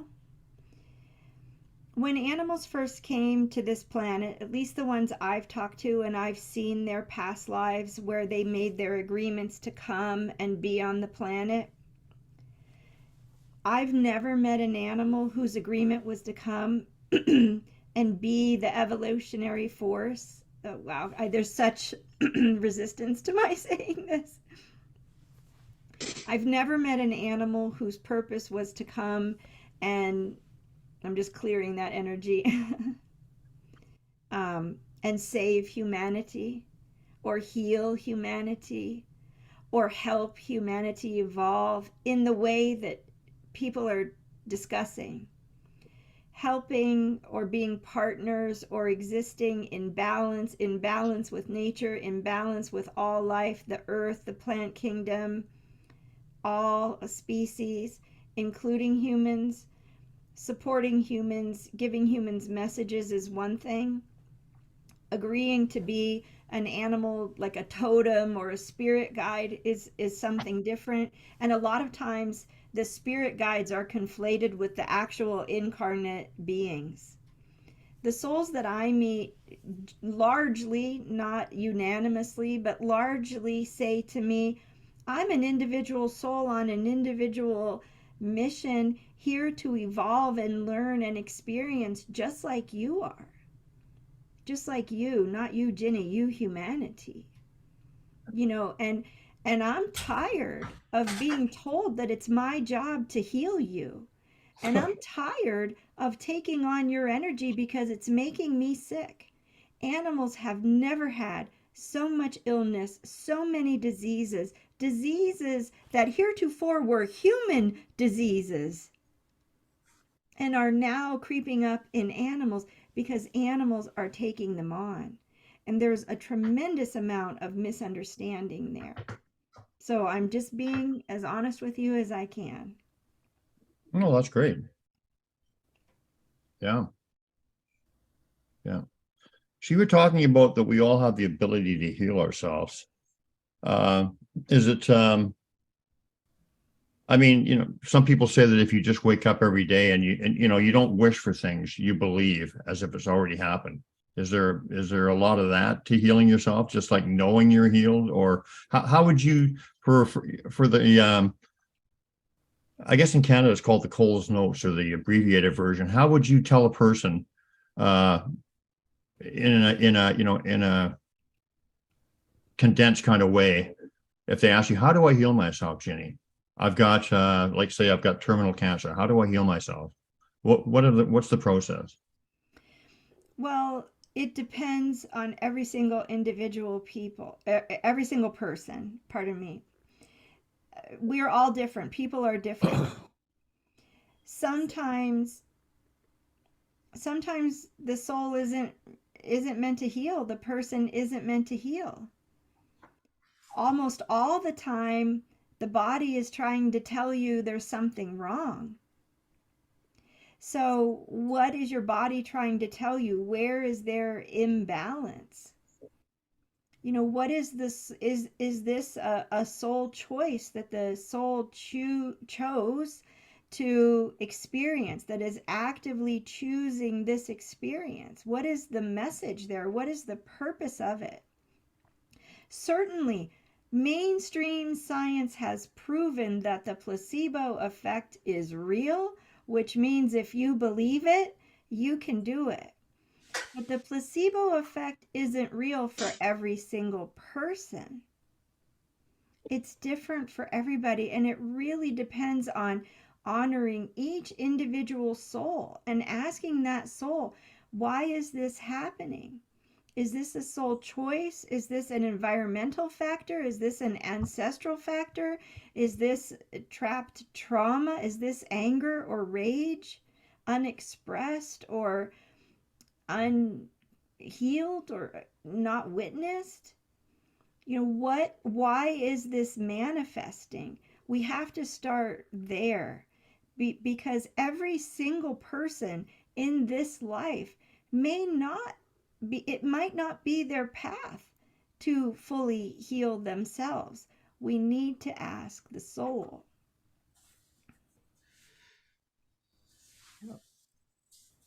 But where would I start? I give myself permission to heal. I give myself permission to remember the truth of who I am. I give my soul permission to communicate with me. I give my body permission to communicate with me. I take responsibility for my condition. What am I resisting? Who have I not forgiven? What have I judged? You know, there's 101 reasons, and that's a metaphor, for why any of us might be expressing illness or imbalance. Yeah. You know, it's interesting when you expressing is a good word. Yeah. It's Because if I may say one more thing quickly, Brian, to close out Yeah. this point. From my perspective, notwithstanding genetic engineering, notwithstanding chemtrails, the body is the manifestation of the soul itself, the blueprint of the soul itself. It's not a separate container that can be worshipped and purified by eating organic food and jogging or running 3 miles a day or doing energy work every day, because I know plenty of energy healers and practitioners that have recently and in the past century come down with extreme illness and imbalance, and they have been angry that their body has betrayed them, and it's not the body betraying them. It's they're not listening to the body. They're not growing beyond, leaving the container that worked for them a decade ago or 50 years ago. We are all evolving. Energy, constructs, and structures and templates are shifting and changing. And many of us aren't listening. We aren't listening. So we really need to go inside and listen. That's just my 2 cents. Yeah. You know, it's interesting you were talking about, I think I know some of the thing that Ari was talking about in reference to me, because they have been working with me with healing. And I think that I have to. I've had some miraculous results, but I still question it, right? So maybe that's something about what he was referring to. The Just doubt. believing in Well, yourself. you only question it is if you take responsibility for it. If you want to take responsibility for it, like say I'm a healer, but if healing, like I said, healing, you know, somebody could heal just from smelling lemons. You know what I mean? And it has nothing to do with you. So if somebody's healing, they say they're healing, they feel better, then that's it. That's all you need to know. It's not, you know, it's not to be to claim it or prove it. That's just my opinion. I'm not a healer, per se, a healer. I like the Well, parentheses. there's a lot of connotation, you know, with that term. Yeah. Yeah. And it's true. We can heal in right relationship with plant medicine. You know, Michael thinks he was being flippant or given some random. It's not a random. Maybe the frequency of lemon is exactly what a person needed to heal. And there are many different ways to heal, many different perspectives of healing, many different possibilities. Certainly returning to balance with the earth and right relationship with the plant kingdom and the animal kingdom is one legitimate way to go on a healing journey. Yeah. Absolutely. So what are your favorite animals to communicate with? Which ones have, which animals generally do you find have the most sense of humor? And talk a little bit about dogs, because they're my favorite animals. Are they really as loyal and loving to us as they project themselves to be? Because dogs seem like, you know, their people are their whole world. Can you talk a little bit about some of those? Well, I'm going to answer your question real quick. Mostly horses, dogs, and cats are my clients. Sometimes a bird, sometimes a guinea pig, sometimes a fish. You know, I mean, you would think that I don't really talk so much to wild animals. But I will tell you one funny thing. I was in Texas, near Austin, Texas, and I went to go work with a woman and her horse that was an equine therapy horse, and he had a lot of trauma. And then we were having this lovely lunch outside on her deck in the back. And I looked up and I said, "Is there a horse in the back pasture that I didn't meet today or I don't know about?" And she said, "Yeah." And I said, "Well, he wants to talk to us. Is that okay?" And she said, "Oh, yeah, sure." And the horse has actually passed away now. And so I said, "Okay." And the horse came through and I did a Steve, what was that guy's name? Steve Martin. Remember the Steve Martin from the 80s and 90s, the wild and crazy guy? Remember that guy? Well, Yeah. I'm not normally silly. So the horse came to me and he said, "Do you want your palm read? Do you want your aura read? I'm a soothsayer." And she and I, my client and I, just started cracking up and laughing. And the horse, who was a thoroughbred in this life, had been a gypsy vanner with a traveling gypsy in a past life and assimilated all of these psychic abilities. So I said to the horse, "Yeah, go ahead, read my energy." And the horse gave me a reading. Yeah. Now, as far as sense of humor, that's an individual thing. It's completely individual as humans. Some animals are victims and downtrodden and mopey, sort of Eeyore personality. Some animals are happy go lucky. There's a variety. But to Do they have the specific, same range of emotions as we do? And I'm sorry, but I just yes, want to get, they do. yes, Oh, okay. yeah, And continue. yeah. Um, Dogs, very loyal, very loyal. Um, some dogs are not dog souls. Some souls are souls that are individuating away from the collective consciousness of dogs and are on a path to self awareness to eventually incarnate and be a human or some other fourth or third density being somewhere. And some dogs are not even animals at all. Some dogs are human souls who have come back to be with the person, the caretaker, the owner, to work out unresolved business of the soul. And I've even met a few souls who are hiding in animal souls to try to get away. They think they're getting away from human, karmic consequence and stuff like that. But generally speaking, talking about dogs that are actually dog souls, yes, 100%, kind and loving. But many, many dogs that are living in domestication with humans today are really affected by human stress and trauma and emotions and our environment, and especially animals that have been abused or abandoned at shelters. They develop coping mechanisms just like young abused children do, and become empathic and try to manage their environment. And they are all having very unique experiences. But generally speaking, where all of those other things don't apply, and a few others as well, yes, dogs are very loyal companions. They want to love. Animal souls grow and learn through the experience of love and partnership and balance and honoring, not so much through adversity the way human souls believe they are able to learn and grow. How about, are animals aware of their divinity? Like people, we don't, we're being reintroduced to who we really are, like all one, all connected, and our place in this big universal, mind or whatever. Are animals aware of their divinity? Are they more aware of it than people are?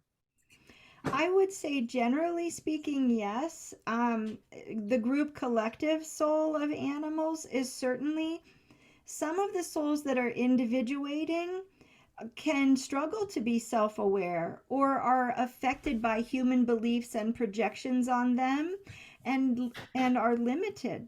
So, just like humans struggle to be self aware or open their heart or hear their guides or communicate with their soul, oversoul of their species, they can struggle too. And in my experience, animals are supposed to have guides or helpers so that they don't feel alone, especially the ones who are individuating, and certainly collective consciousness, animal souls. But I have definitely met dogs that say, I'll say, well, you have guides, but you're not talking to them. And they're like, oh, I wondered who that was. Because many animals are taken away from their mothers so young that the mother never gets to say, now remember, you're a spirit in a dog body, and here's why you're here on the earth. Because humans are taking the puppies away from their mothers at 6 or 8 weeks, and that is not enough time to impart the wisdom that the mothers are meant to impart. And so they're going out into the world very unequipped to be that which they are. And they are as much, some of them, in forgetfulness as some humans. That's my experience. What would your recommendation be? What do you think would be the appropriate time to separate the mother from her pups? Well, I would think, well, from weaning, of course, that's, the weaning, but allowing them to play to up until 3 or 4 months, where the mother can say, hey, it's not time to play right now. Hey, you have to listen. Hey, hey, behave. That's not nice behavior. Hey, you're not demonstrating appropriate boundaries. They need a few more months. I mean, optimally, I'd have to ask what some people call oversoul, overlighting deva of the dog world. Let me just ask right now what answer I'm supposed to give. Okay. I'm hearing 6 months. But many breeders are breeding to make money and they don't want the hassle of wrangling, a pack of dogs for 6 months. I recently got a puppy and the woman wanted me to come and pick it up at 6 weeks. And I said, will you please hold on to the dog for 12 weeks?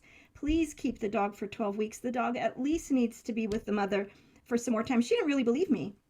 And then a few weeks went by and she said, oh, I see how the mother's behavior is really changing toward them. I see that there might be some wisdom in what you're saying. But the dogs are really bored and I just think you really need to come and pick them up. They're just waiting for you to come and pick them up. So I was encouraged before I knew it was appropriate to pick up the puppy.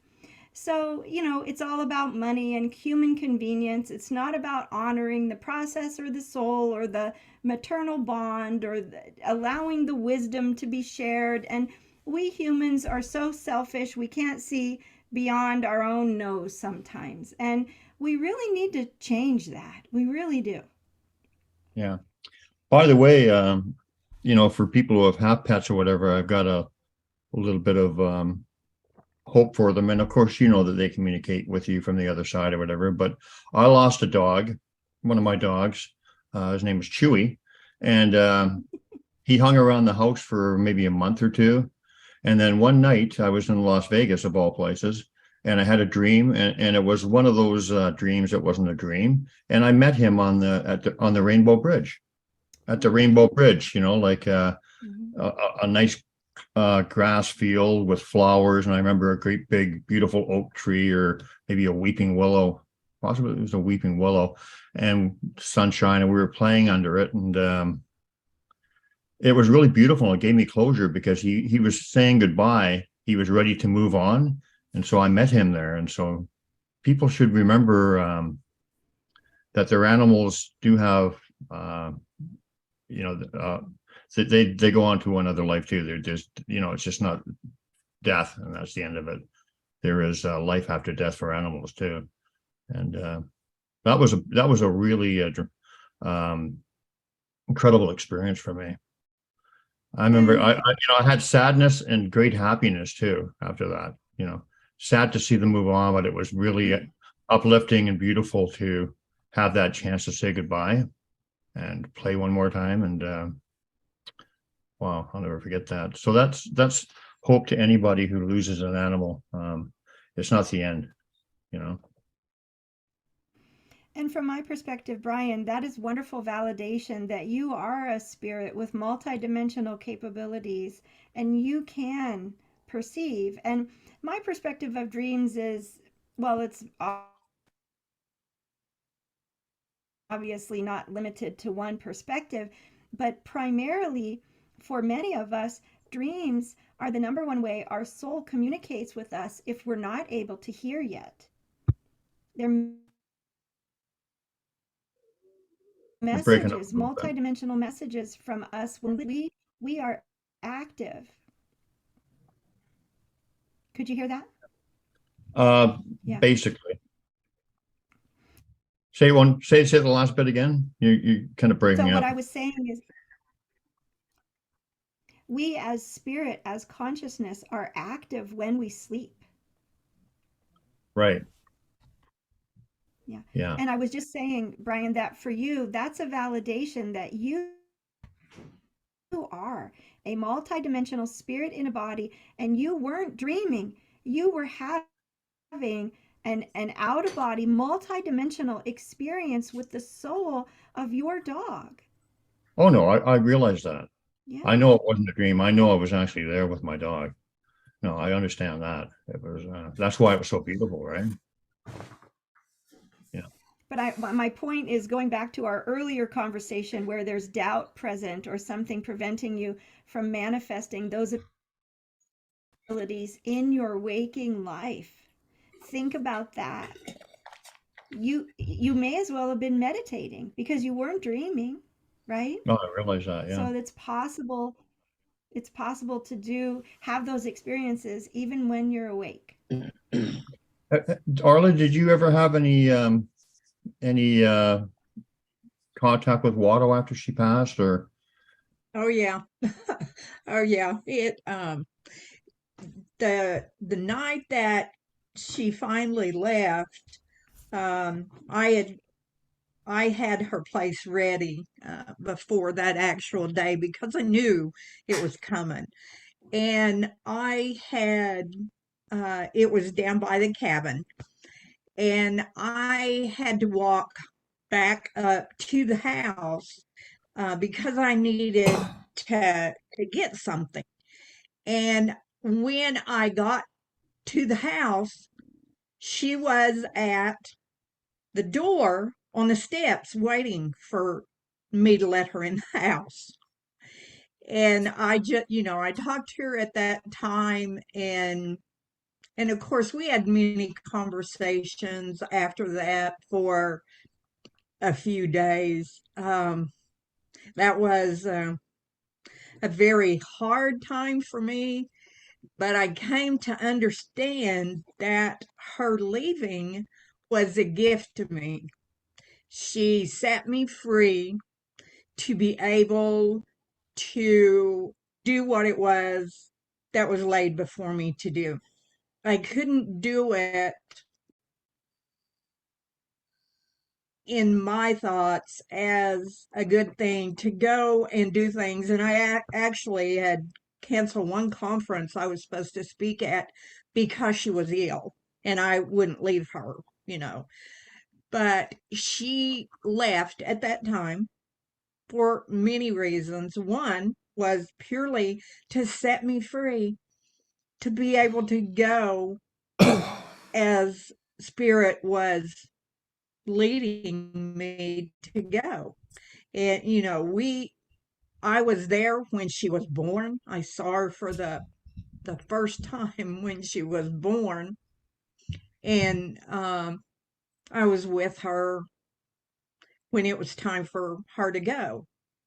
And yeah, another time when I was walking down to the cabin, I saw her running, and she was with a dragonfly, which she and the dragonflies had a very special relationship.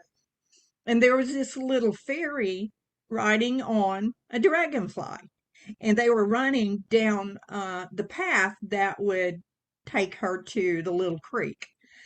And there were several times that I would just see her running around. Uh, Not so much now, although I do still run and doing what it was she chose to do, which is kind of a message to me too, because I always had to keep her on a leash because she would take off and be gone. But at that point when she left, she no longer had to be on a leash, and I had to take the leash off myself as well. So yeah, I have seen her. Yeah. Now, how did I know she was very close to your clan. What did your clan do when she passed? They must have done something to honor her. Oh, around the cabin for 3 days, it was silent. There was nothing going on. And I think it was on the third day I got up and I went to where I had put her, and I'd put a piece of plywood over it. And on that was a glyph showing, their feelings and relationship with her, because they were, oh my gosh, so many times through the years they were together playing and doing things. And of course she and Indigo were very, very close. So they let me know that it was time to come back to life, and that how much they loved her as well. And yes, that physical representation of her soul that was a part of my life, uh, it was a good thing. Yeah. Beautiful. Jenny, what is there something on your heart or on your mind that you want to share with us? I don't know. Well, I'll have to ask. Let's see. Nothing from my left brain. Let's see.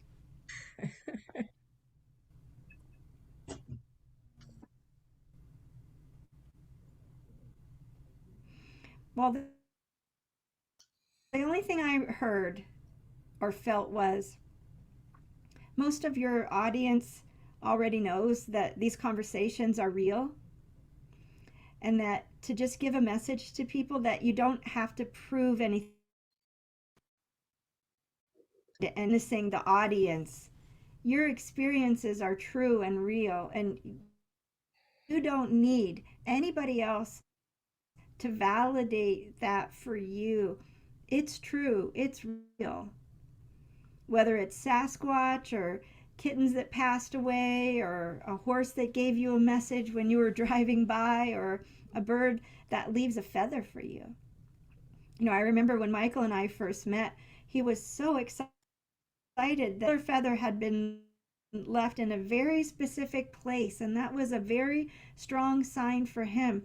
We might not all hear the same way, or see the same way, or feel the same way, or receive messages the same way. It doesn't make any of them any less valid. Yes. That's what I got. Yeah. And let me ask you, Thank can you you. ask your my experience and Arla's experience, and Mr. Bean's, you know, we know that Sasquatch and other entities can shapeshift into animals and see through their eyes and that kind of thing. What are your guides telling you about that process? Well, I don't receive information from guides so much, but I can ask my own soul what is an appropriate response there. Okay. So let me see.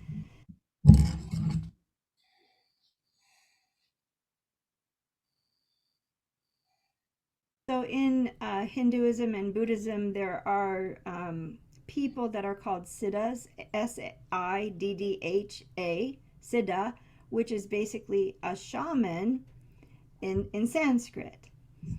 And according to Hindu practices, this is what I'm being guided to say. According to Hindu practices, siddhas express siddhis, Siddhi.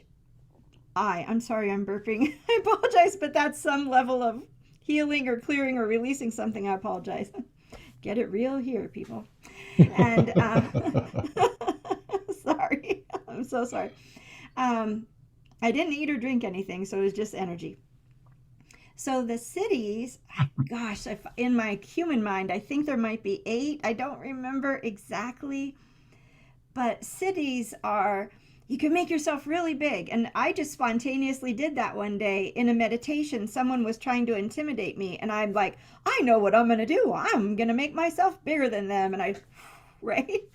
And I didn't know that was a thing. You had to, you know, an ability that you, what's the word? That you embody over lifetimes of practicing and intending. It was just a thing I could do because I've been Buddhist many times and all that. So another one is making yourself really tiny. You can make yourself really teeny tiny.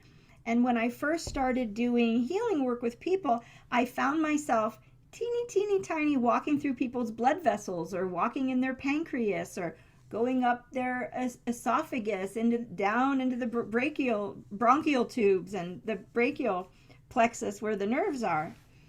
And I didn't know that was an ability that you had to cultivate over lifetimes. It was just something I could do. And another one is shapeshifting. Shapeshifting, but not just shapeshifting into an animal, shapeshift into a chair, right? Another one is levitating. You know, I've known people that have walked into temples in Eastern India, and they walk in the temple, and there's a master with his legs crossed floating in the air, right? Levitating. And that is said that when your third strand of DNA is activated and we are expressing fourth density and sometimes even fifth density abilities, that people can cultivate these practices. Another another gift or siddhi is being able to see through the eyes of another being. You Yeah. know, and a bird that is flying, or a wolf. So shape shifting is one ability, and seeing through the eyes of another being is another ability. Yeah. And I'm aware that there's many different shamanic practices, indigenous perspectives across the world. Believe it or not, every single tribe has a different way of healing, or names, or relationships with the sun, or the medicine wheel, or animals. It's not consistent across the world, and even in North America. And in Africa, it's very common for African shaman or medicine men to take on the wisdom or the role of certain animals, to transmute energy. And, you know, there are certainly many books written about that. Yeah. So it is possible to cultivate these abilities, and many of us are just sleeper agents. You know, we've cultivated these abilities in other lifetimes. My only caution from my human left brained and personal experience in this life is to be careful whose abilities we use and why, and to use our abilities wisely, ethically, in a responsible way, and look at ourselves and ask if we are in an appropriate or an inappropriate relationship with another being using their abilities, because it doesn't always come from a good place. I remember I have these little one-off kind of like these weird things of possibilities that I might happen for me or Mhm. whatever. And one time I remember I was sitting in my room, and I can't remember, it was so different than anything else. I don't even remember what I heard or felt. It almost felt like I heard a noise, or I don't know. Because sometimes when stuff happens so instantaneously, you it kind of escapes you, like the initial part of it. But I had this knowing that I was going to be able to see through the eyes of animals, Mhm. or maybe it was specifically birds. But it hasn't happened yet, but it was really profound. Mhm. And I think that was from my clan, but it Well, was unusual. Yeah. so I was interviewed by a man once, and he interviewed some pretty famous people. I'm not so famous at all, so I was pretty surprised that he wanted to interview me. And also, he doesn't really do a lot of esoteric conversations. And one of the first things he said to me is, you know, normally I wouldn't interview somebody like you. That's what he said. You mean like because you're not famous, or because it's not his topic? Because it's not his topic, and he talks about like body mind, right? You know, how can we intellectually use mental gymnastics to get ourselves out of the place we are, right? Which that's, you know, I'm not all about that at all. I'm about spirit and subconscious, right? So he said, normally I would never interview a person like you. He said, but I had an experience about a year ago, and I want to share it with you and my audience. He said, I was driving down the street one day, and a bird flew in front of my car. And for a moment, I merged consciousness with that bird, and I could feel the heartbeat of the bird. And I'm having full body chills right now telling you this. He said, Wow.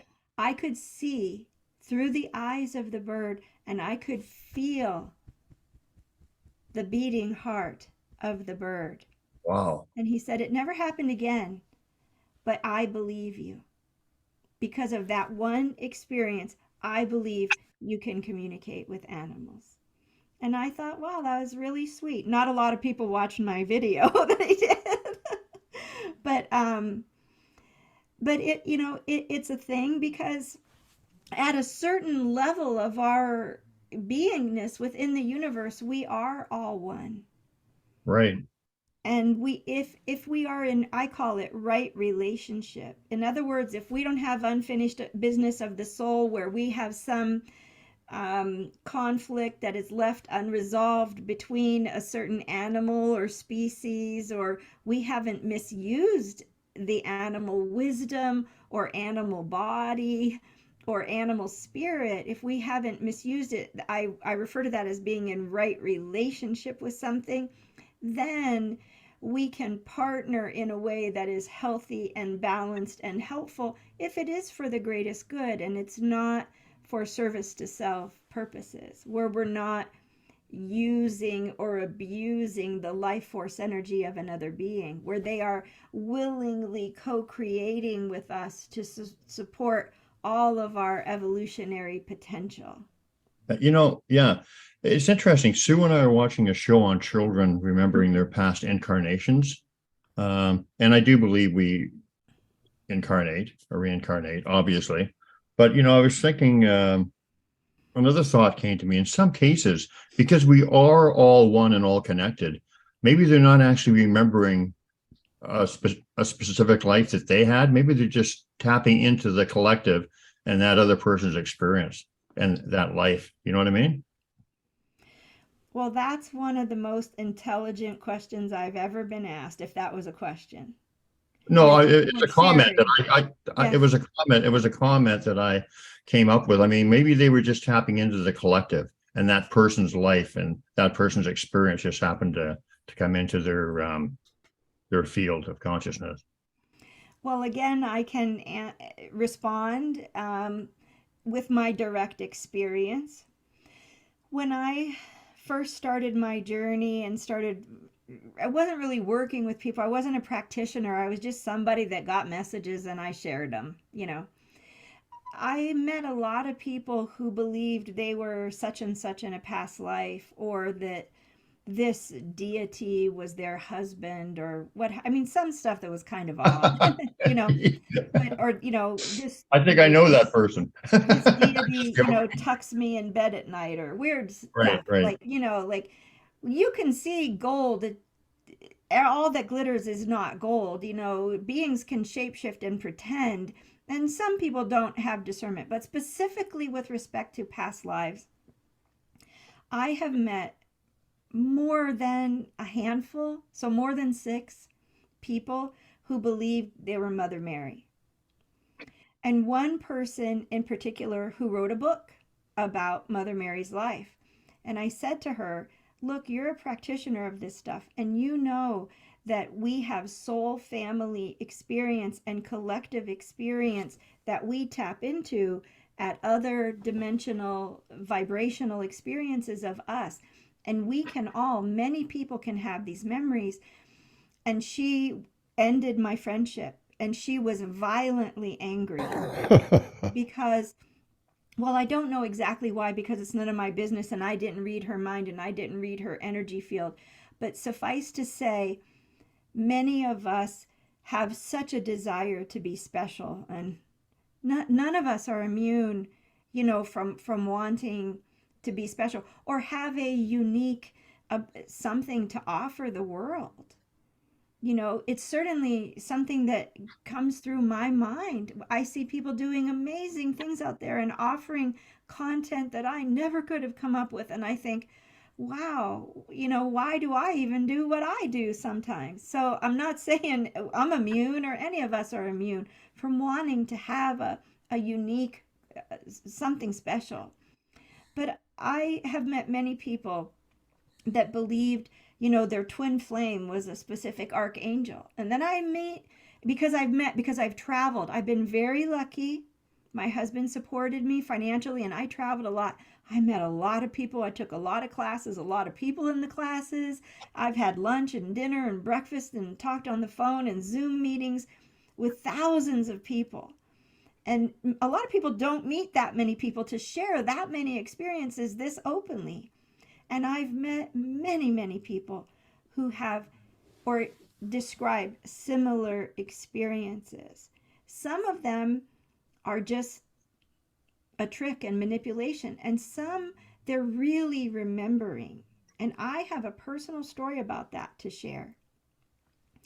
About 3 years ago, I had a girlfriend who we talked on the phone maybe 2 or 3 times a week, sometimes 10 minutes, sometimes 20, 3 times a week we'd touch base. We were both going through a similar sort of journey of awakening at the same time, and we were in awe. This was 3, 4, maybe, I don't know, could have been 5 years ago. I don't remember. And one day I said to her, I think we have a past life together, because I feel a resentment toward you about you not being as loving as you could be to me. And it's funny because in her family, everybody sort of accused her of being autistic or having Asperger's because nothing really affected her. She didn't get emotionally triggered by people when people were upset. She's the one that was the calm in the storm, And I said, I just keep having this vision that I'm a very primitive being, and I meet you and you're different. You don't have a lot of emotions. I don't know what you look like, but you're a man, I'm a woman, and we're married or together, and I've given birth to 3 children and they've all died. And you're not kind or loving or supportive, and I don't understand why. And so we just took that little bit of information and did our I forgive and ask to be forgiven work and cleared that out of our space. Well, a couple of years ago, a very well-known hypnotherapist published a book where she hypnotized a woman who, through hypnosis, articulated that exact life as if she was that person having a relationship. And it's in a book called, I can go get it. I think it's called The History of Atlantis. I'm not exactly sure of it. I can run and get it. With somebody else talk and I'll run and get it. And in the book, and I didn't read the book, but my girlfriend, we have a friend in common, read the book and said, oh my gosh, you guys have to read this book because this is your past life. So a hypnotist is hypnotizing another woman that lives in a totally different state, and under hypnosis, she brings out the life. And I didn't read the book, but I can paraphrase what my girlfriend told me. The woman in question who was having the babies was Lemurian. The man who was the partner or husband figure was an alien who crash landed in the ocean. And they came to Earth to interbreed with humans. I'm not talking, I don't know if this is true or not. I'm just telling you what it says in the book, right? How I could have this experience and this other person could have this experience. Yeah. They crash landed, and their purpose was to interbreed with humanity, but they didn't end up in the right place, and they ended up with Lemurians who were very spiritual but not very technically advanced, who looked very, not blonde hair, blue-eyed. In my experience, I looked very primitive. And so they took what they could get because they were rescued, by these people, and that's where they were, and they couldn't teleport themselves elsewhere, and their spaceship was at the bottom of the ocean. So they stayed, and this man and woman had a relationship, and the children died. At least first 3, I don't know, I didn't read the whole book. I didn't read any of the book, but my girlfriend told me the story. She said, this is the same story of you and my friend. And the 3 of us were friends and knew each other and shared information back and forth.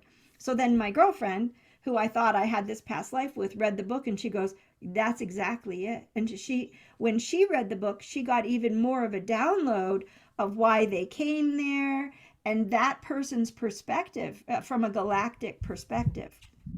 So was I that being? Yeah. Or do I remember because I have healed and accessed a level of galactic collective conscious knowingness and experience, right? But some people hold on to identity. And Michael, I'm sure you have a lot to say about this. Some people hold on to identity so strongly that it must be. But Brian, as I said, one of the most intelligent things I've ever heard anyone say is you theorizing whether the young people are having visions of their past life or collective experience of someone in their soul group, or at a higher level where soul groups merge into a more collective awareness.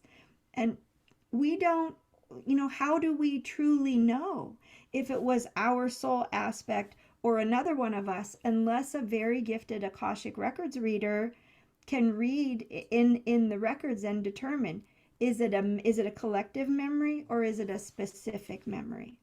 Well, your story seems to verify or give credence to my point that it could be a collective memory in some cases. I think it could be either. Yeah. But yeah, and yeah. So I mean, and I've kind of had that understanding anyway. So that's why I kind of, like you respect everybody, but when I hear these, like you said, these people who say they were Napoleon or they were the bride of Jesus or something, I just I don't know. It could be true, or it maybe could be. it's just a story that needs to be told, and one of us was chosen to tell the story. I mean, we all need to hear all of these things to trigger us to wake up. I mean, Michael, what do you think? Well, this thing, this topic, right, is actually pull it back to the Sasquatch, which is the all one, all connected, and also the idea of no space. That as soon as you break that mold of the singular personality disorder, right, and we start opening up to other things, we also open up to chaos. Meaning there's everything is out there, not just one thing. It's not just one storyline. It's everything is out there. And then we have resonance with different things. And, we say, this is true. That's not true. That's me. That's not me. Or that's them. Or that happened. Or that didn't happen. And all these kind of things, all of which could be true simultaneously. So, and then I want to take it back to you personally, Ginny. And that is 2 or 3 or maybe 4 times during this talk, when Brian asks you some really good questions, and you just kind of refuse to go into the spirit world, right? What you did, and I hope everybody hears this, what you did is you went into your world. You went into your inner world, right? Yeah. And I want, for all the people who want to contact their Sasquatch friends and all the people who want to channel this and that, they're not out there. They are not out there. They are in here. This is your instrument, and you're going to feel it in here, and you will or hear it in here or understand it in here. And then you give this a demonstration 3 or 4 times now of like you just sat there and you checked with your left brain, right brain, or soul, heart, or whatever you're checking at the moment, and then the message comes or the impression comes. And it's like a channeling comes. And we do this naturally all the time. But to try to be able to, as soon as you get out of the singular personality thing, then we get into the collective. And as soon as you're in the collective, it's chaos. And a lot of people don't like chaos. And we close down to chaos because I got to wash my dinner. I got to wash my clothes and make my dinner. Right. So we close down, which is that going back to that function of denial. Right. In order to function well in this world, we have to deny so much because it would be too much. So I think all these possibilities are true, but I think the underspoken element of this whole conversation is that we have this instrument called a human body with our spirit and our heart and our will, which is our soul, and our body, and however those things you want to do. We have these energies, elements. And if we get to know them and give them permission to speak, give them permission and acceptance, and that golden or the pink pillow, or of acceptance, and if you give that to yourself, then you can pay attention to the vibrations that are coming. We are really petty dictators in a way. This is my way. This is my idea. This is my reality. This is my understanding. This is who I am. Blah blah blah. But the more open you are to everything, the less individuated it becomes. So all of it's possible, and all of it's probably true. You don't have to deny anything, really. Well, wouldn't it be if, and my mind's just thinking here, it's not necessarily how I think, but it could be too. If we are connecting with the collective consciousness and we are seeing alive, isn't that actually part of this soul's growth? Because if in fact we are connected to the collective consciousness, and that soul, even though it is my soul, doesn't make any difference there, it connects to everything and every other soul, because that collective consciousness is truly a big part of who we are. And that's one of the things that I was taught very early on with Kashima, who I consider my grandfather, teacher, whatever, was that what they bring to us is us. They help us find who we are. Mm-hmm. They don't must into this quasi esoterical person. They help us to find and accept, if we're willing. We don't have to do it, but help us to find who we are. And that's not a singular who we are either. No. Well, if the universe is a collective mind, which I believe, why can't we tap into anything within that mind, which is, everything, right? Go back to Mary Magdalene, Mary, Mother of God, right? When I used to spend my summers in Ireland, and in Ireland is an amazing place. It's sort of Catholic, and they have this incredible real roots belief in the Mother Mary. And you can drive along the country roads, and every 4 miles or 5 miles, they have these a little statue of the BVM, the Blessed Virgin Mary, right? And it'll be in a little grotto, the little stone thing, right? And you drive along, and there would be these women, right? They would actually go out there. This has been lifetime after lifetime, and they would pray to Mother Mary. They pray to her, right? So, and this is not just in Ireland. This is all over, Czechoslovakia, England, and there's a lot of all the places that are in Russia. It's a big deal, right? So these people are spent lifetime after lifetime being imprinted with the BVM, Blessed Virgin Mary, and I mean, just like you're tuning into that. So to them to feel that they are part of that, to me, it's not outside. It's not like they're a bunch of nut jobs. No, there's somebody who has a profound, extraordinary lifetime of deep devotion to the Blessed Virgin Mary, and they've seen miracles in their life manifest because of it. So I just put it on the table that it's all true. You know what I mean? There's no reason why it can't be true and it can't be authentic and whatever. Well, I mean, the only thing I think I would say between what Brian has shared and what all of you are sharing is that this is my perspective, and I think it's coming from my humanness, my human experience.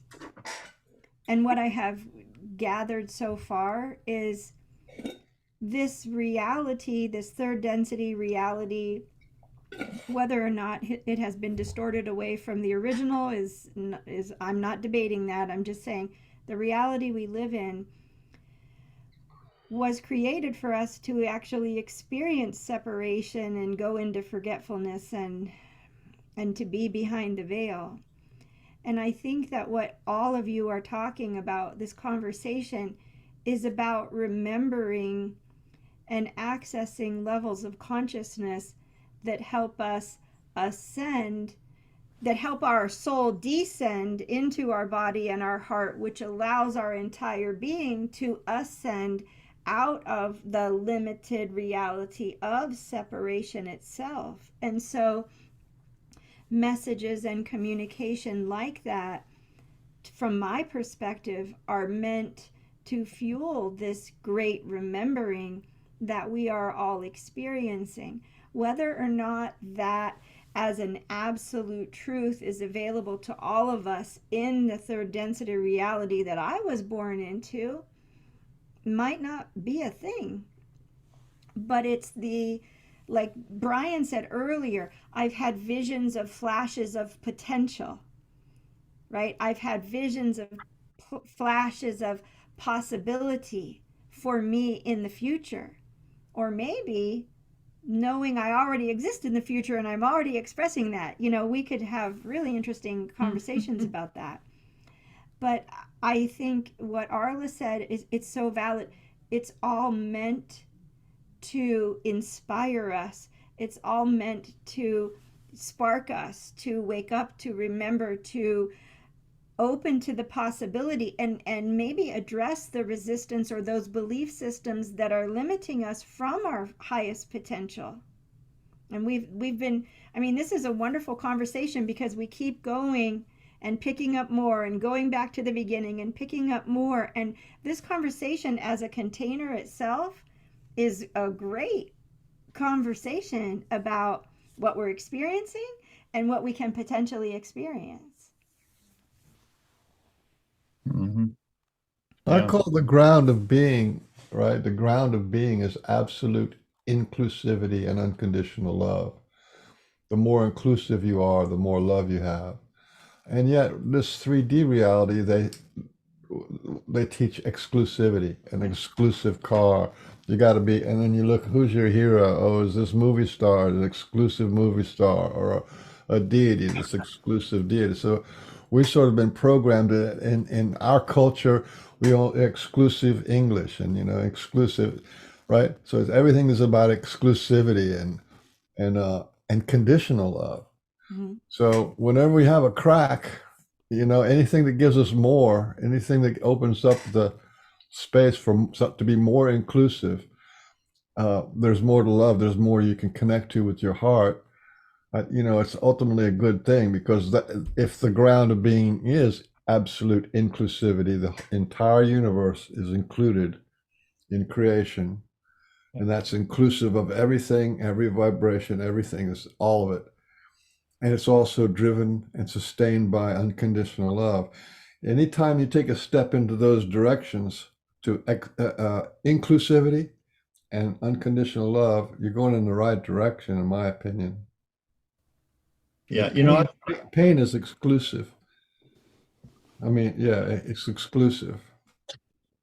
I've had a lot of conversations with people, and I don't, you know, we don't see eye to eye on. And I've always said that God and all knowing is contained within ourselves, within our being, within our heart, or whatever. So I've always said that when you look outside of yourself to a deity for the answers and surrender to that, and don't take responsibility for it, you're not really doing yourself justice, and you're selling yourself short. And it's not, I don't think it's the right way to proceed, because I think it has to come from within. What do you think of that?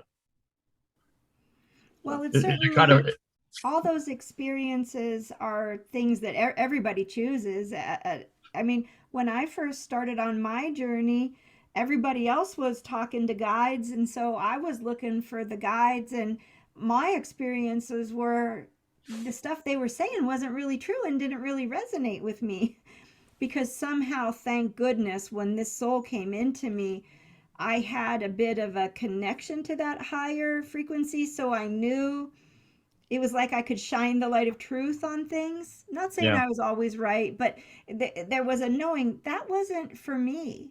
But some souls are on an evolutionary path that's their thing. I mean, you can watch people talk and be interviewed or do, work or videos or what have you, and you can see they're surrounded by beings with their hand in them, controlling them, or the information is coming from their transmediumship space. It's not coming from their higher self communicating with them right here, right? Which you'll notice that's where I look here. Let me right. I so but that's a journey that everybody's on a journey at different places. So I think I have felt like, but we shouldn't do that, or that's not right, or it's not right for us because we're where we are. Other people are still finding their way and sometimes a little bit lost down a rabbit hole, believing that what they're experiencing is. I talked to a woman the other day and I said, well, a client of mine called me and was kind of friends with this person, and a client of mine who's a pretty well-known client said, you got information that was different from this other person, and I had recommended this other person. And so I called the other person. I said, hey, we got to talk. We got to get on the same page, and the person was telling me that there was no way she could be wrong because all of her chakras were lined up and she was like Jesus. She was totally healed. And I said, okay, well, can you ask the question that you asked in a different way? And if you ask in this different way, can you see what answer you get? And she asked in a different way and she got the answer, which was a different answer, which, and and then she proceeded to take 15 minutes of my life away from me and lecture me on how she's like Jesus. And then I realized I can't recommend that person anymore. You know what I mean? Because there's something that's off. And it was clear to me that she was only getting information from beings that were controlling her. And she wasn't checking all her information. Like, if you just live in a vacuum and you go inside, you might be taken down a rabbit hole. To work in community, to communicate with other people, to compare notes and information, and to check and see and have somebody check from the outside. Am I at the effect of beings that don't want me to grow and learn and heal? That's a part of this reality. And when you go down that rabbit hole of, I'm 100% healed, I only get 100% accurate information, that's asking a lot in this reality, Yeah. Yeah. So you were saying when you were talking about me, and this isn't a question about me, I wanted to make it general, but you were saying you could see all kinds of guides and things behind me, or whatever, however you refer to them as. How does that process work, and what is that ability called, and how do you describe that? I don't think I said I saw all kinds of guides behind you. I saw Ari, and I saw an aspect of you Okay. that was coming forward that you were denying, that was diffuse and wasn't in. So ask your question again, but with that information. Okay, right. You're right. You did say that, but okay. But you saw Ari and another undetermined entity behind me. Mm-hmm. And you see that I imagine with other people. So what is that ability called? How does it work? And just maybe talk generally on it. Well, I mean, to my knowledge, there are 8 psychic senses: clairvoyance, clairaudience, clairsentience, claircognizance, clairgustance, clairempathy, and what is the one? It's like olfactory smelling. Gustance, I think, is taste, and I forget what they call the one for smelling. And then there's precognition, and then of course there are all the cities, right? The cities, the East Indian abilities, but generally aren't described as a psychic ability per se. But all of these things sort of, I don't know. I'm not a scholar. I haven't gone to the advanced level of these different perspectives.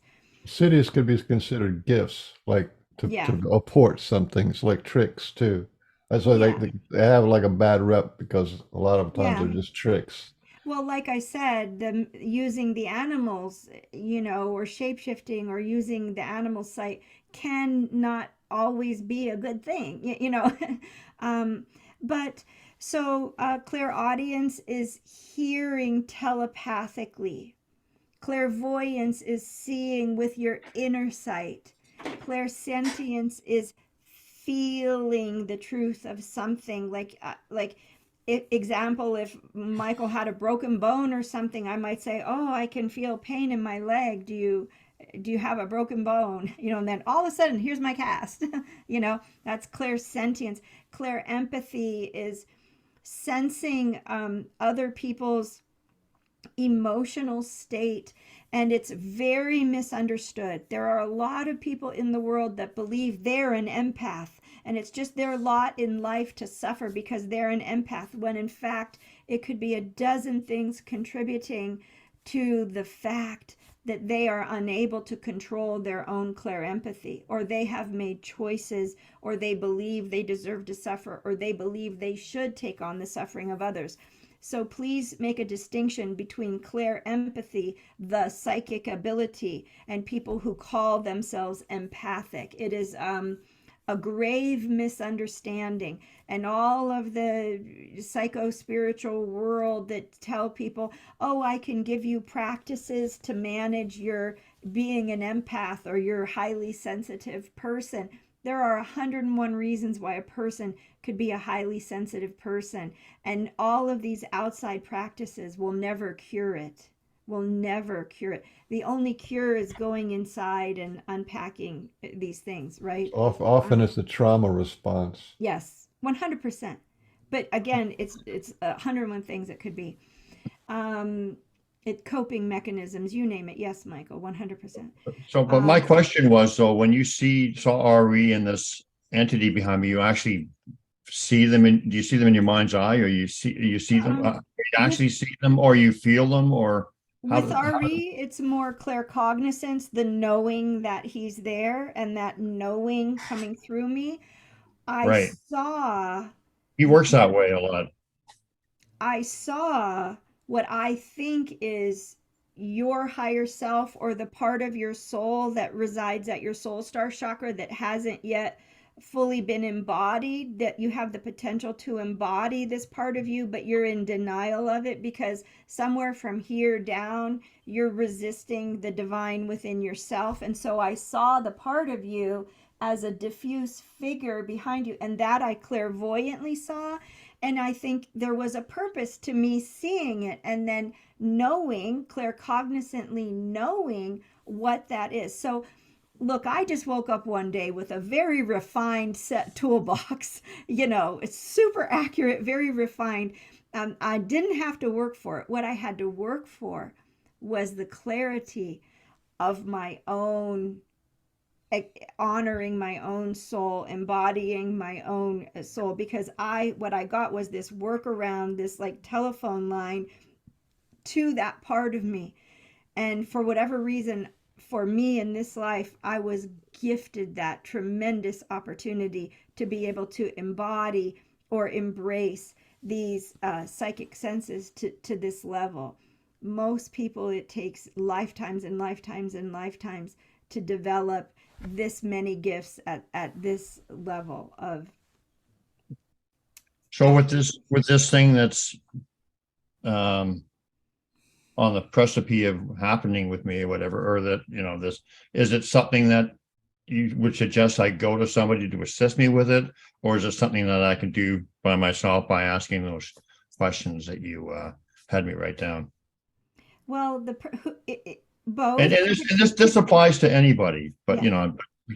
because So we you were could- mentioning specifically. Yeah, you can do both.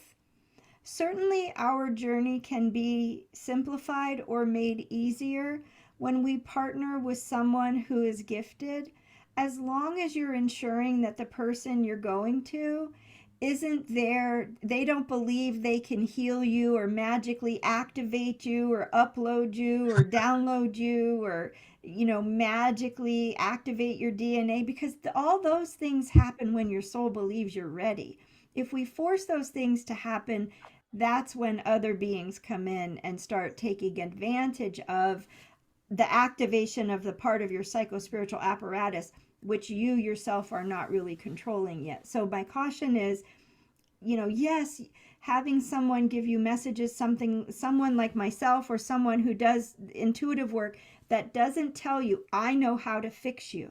If they can help you reclaim your own power, if they can help you see what you have not yet been able to see, if they can identify for you a block or limitation within your being, your subconscious mind that is preventing you from receiving it yourself, that's empowerment. That's supporting you to reclaim your power and your knowing and getting you further down the path to reclaiming your sovereignty and your own divine connection with yourself. So if one is going to engage in the services of a psychic or an intuitive or a healer, make sure that they commit to you that they are going to provide you tools that you can use for the rest of your life, that the knowing that they bring to you is going to help improve the quality of your life, and you're going to walk out of that session feeling empowered, in greater alignment with your own knowingness. Can it be done by ourselves? Yes. And if I would have done it by myself, I wouldn't be here talking to you right now. I'd be probably 20 years waiting, because I had so much. The soul that came into me chose a body that was so far down the rabbit hole of trauma and blame and victim and martyr and all of that it took a long time, and I did require a lot of help for people to give me messages. Can you do it on your own? I would say with your team and who you are and what your purpose is, yeah, but you actually have to do the work, Brian.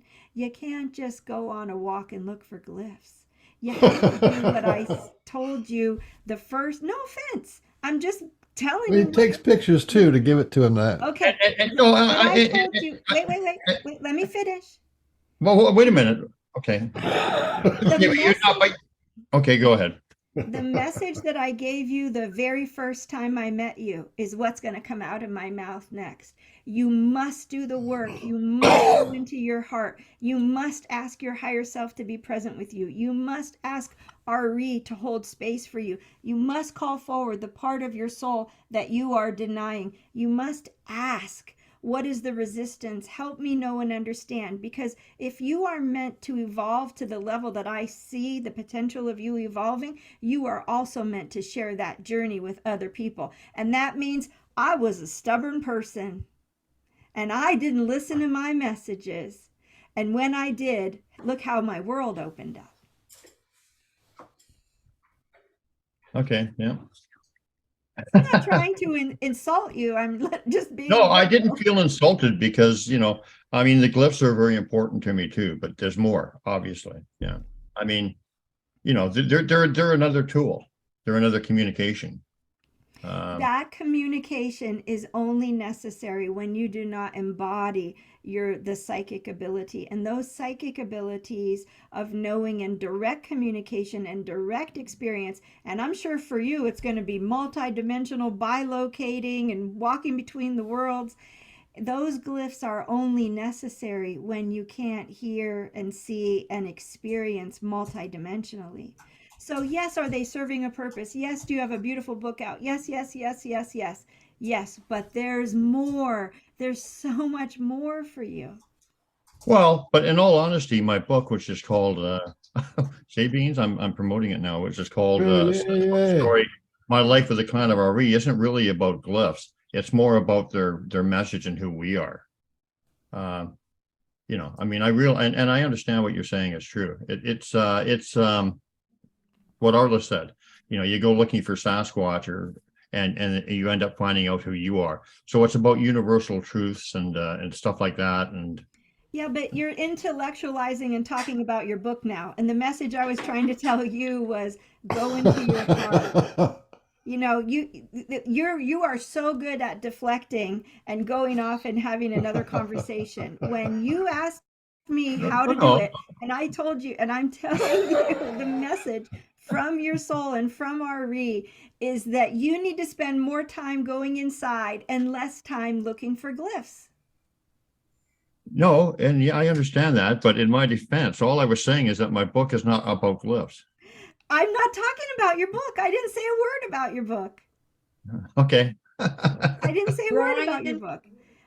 What you are Brian, being called to do is go on an inner journey, a journey of awakening and remembering. And that means spend more time in meditation, whatever that means for you, and less time interacting with the outside world and interact with your inside world.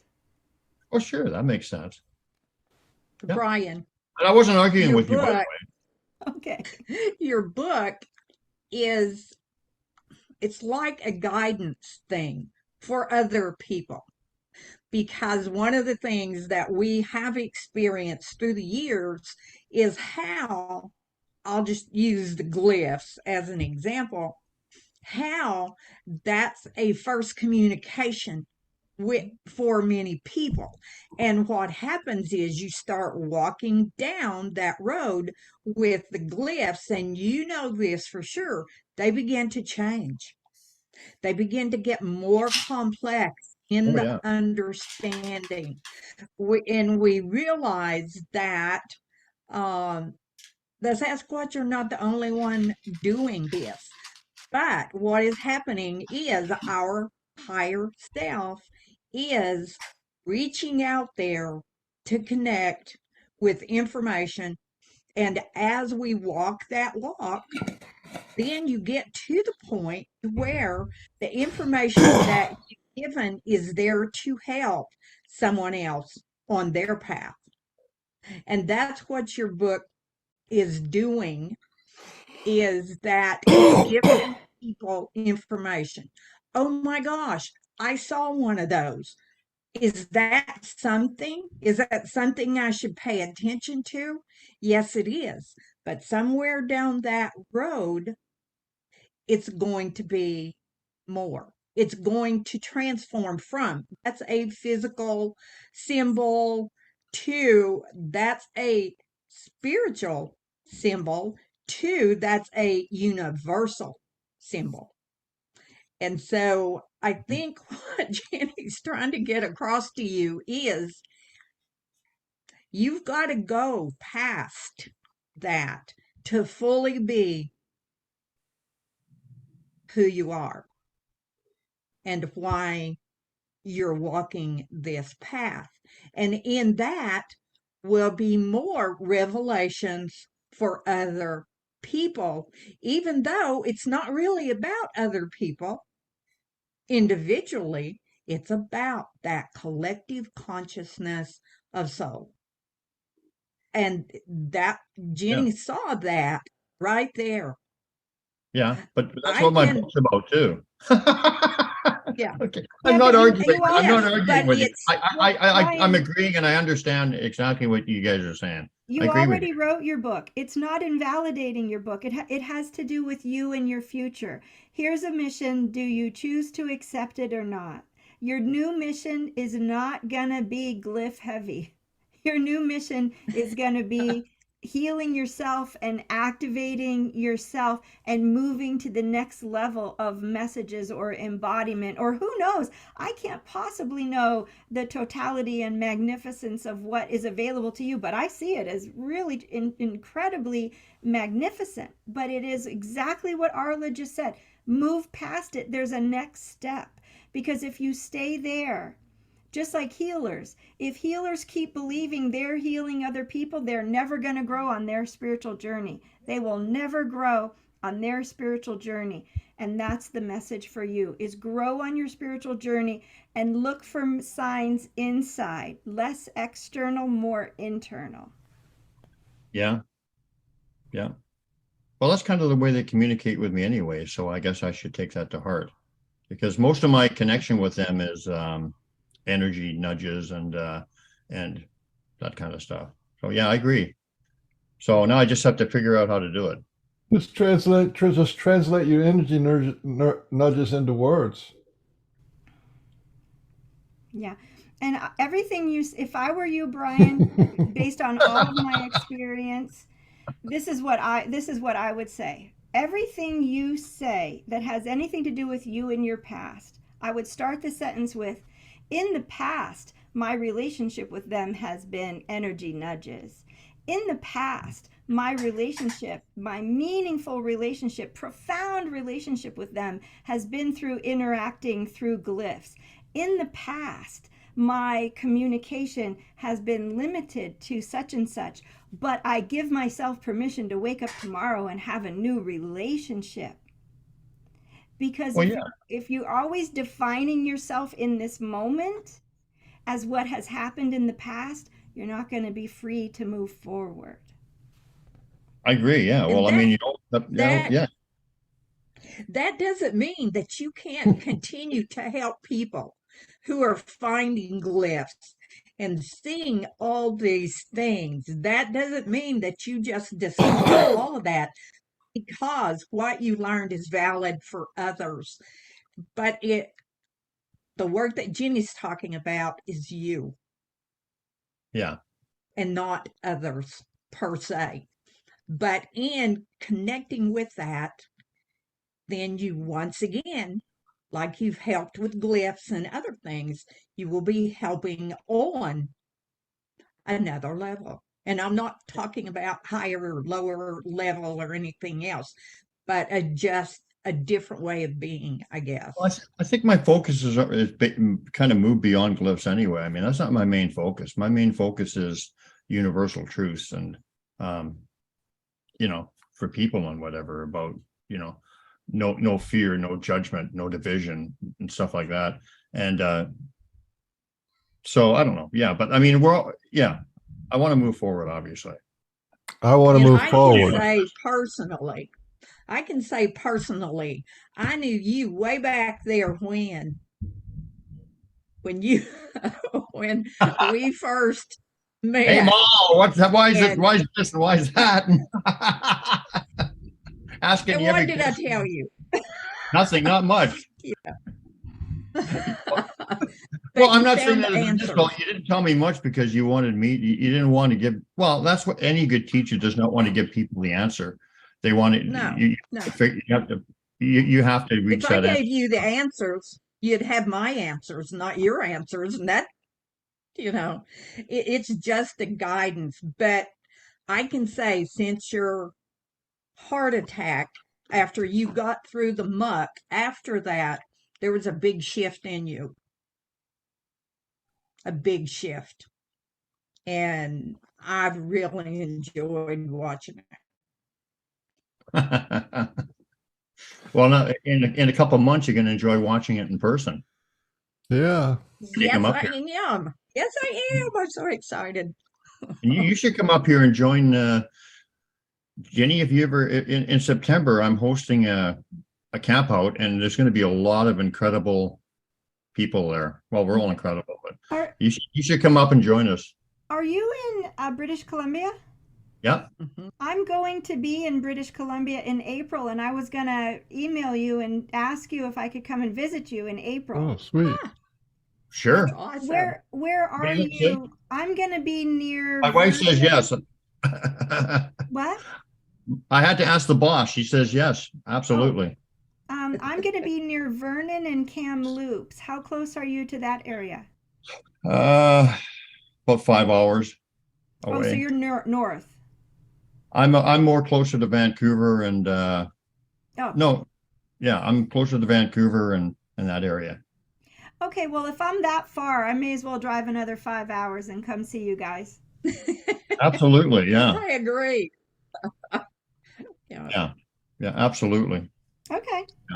Nope, I'll be there. And by the way, Jenny, I didn't last take what you were week saying. anyway. I didn't take what you were saying as an insult. It Good. makes total sense. But I just wanted to clarify that that's just not my main focus. It's just part of an ongoing evolution. I wasn't judging if it was your main focus or not. I was just giving you a message, less of this, more of that. It wasn't a judgment of what the less of that meant. And Yeah. when I come, let's go out and meditate and see what happens, because I can only imagine just talking to you on video. It's exhausting for me because your frequency is so high. I wonder what will happen if we're in person. I just can't wait to do some fun meditation or something in person. Sounds cool. Sounds cool. Yeah. I'd My like wife- to. Go ahead, Brian. Go ahead, finish. And my wife is like right on page with me, and maybe in some ways more advanced than me in some ways. And so you'll dig her too. Great. She's right up there. Yeah. Great. Wonderful. I'd like to take a spotlight a little bit off of Brian to give him some relief. He's starting to sweat under his. I know, me too. Thank you. Our government, our form of government sucks. It sucks. Our form of government sucks. It does not work. It's falling apart. It's full of lies. It's corruption. It's the worst goddamn thing in the whole entire universe. And here's the thing: is we don't have another form. We don't have another form of government to replace it, right? Because our government is formed out of our collective consciousness operating system. And our operating system starts off in our childhood with our mother and father equals our God and God and or authority. So, and they dictate to us what we got to do, right? So there's authoritarian figures dictating to us what to do. And we go to school and we have a teacher who's authoritarian dictator telling us what to do. And we can actually live pretty much most of our whole life basically being told what to do by authority figures. Right?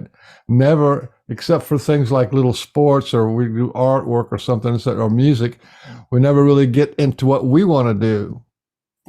But the things that Ginny is talking about, and Arla and Brian, is this thing of going into and we operate. And the reason why we have a government on the outside, as within, so without, is because that's how we govern ourselves, top down.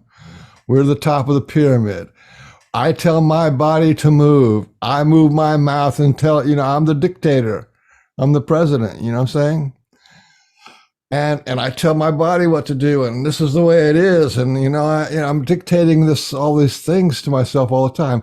But if you go back and listen and watch what Ginny's doing, she's not dictating.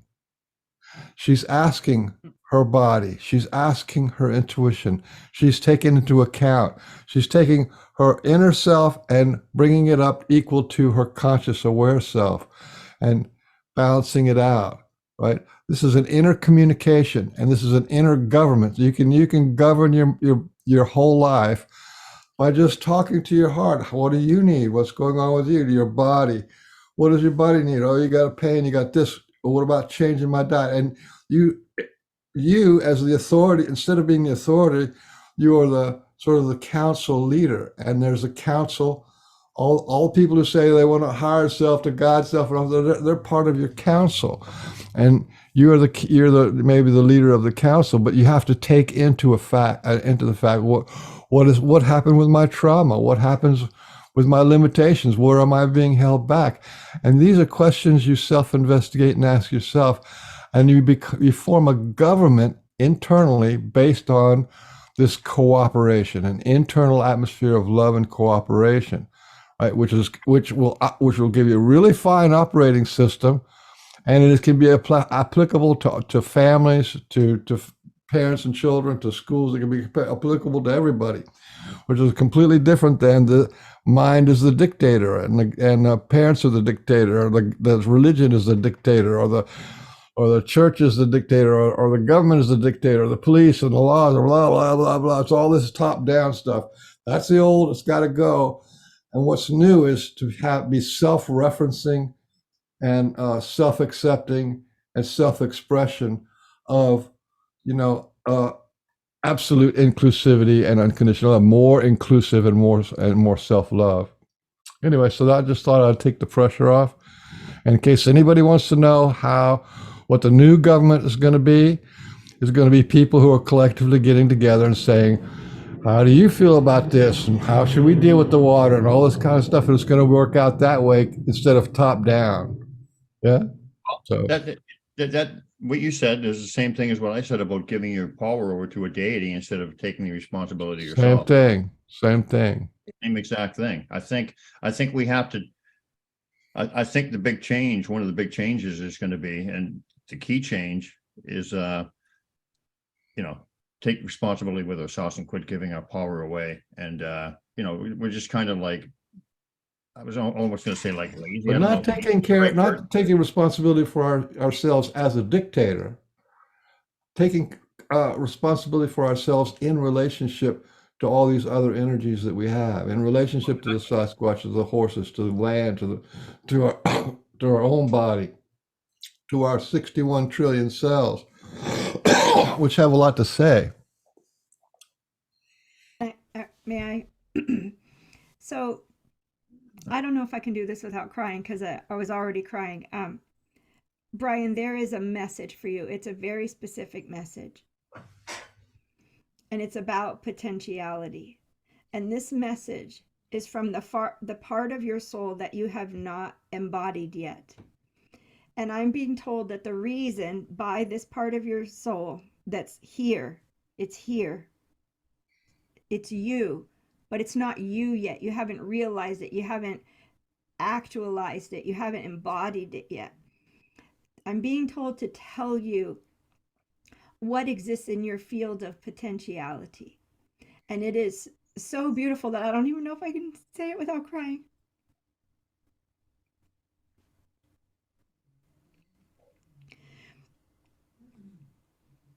That, some of us have a plan, a goal, a mission, a purpose. And that I'm being shown that your purpose, and it's so interesting that Michael just brought up the language around government, is that you have the potential to be the embodiment, the human expression of all of those concepts and morals and perspectives that the Sasquatch bring, that they embody, that you in a human body have the potential to be an embodied Sasquatch soul to serve, if you will, in the future.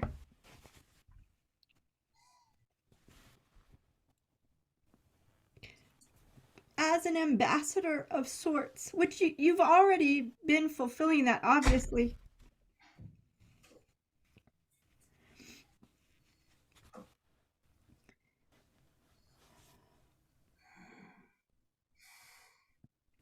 But to evolve into the next iteration of what humans' potential can be. Some people call it the Homo luminous being. Some people call it, humanity 2.0. There are different words for that. And when you embody that soul, that's what activates the third strand of DNA. That's what activates the evolution of our humanness, not just our consciousness,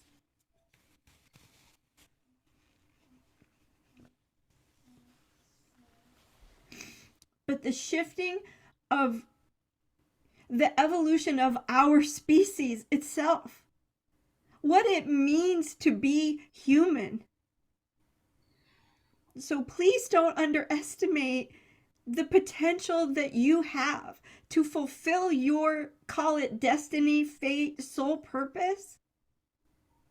And that's why they keep pushing me to tell you these things.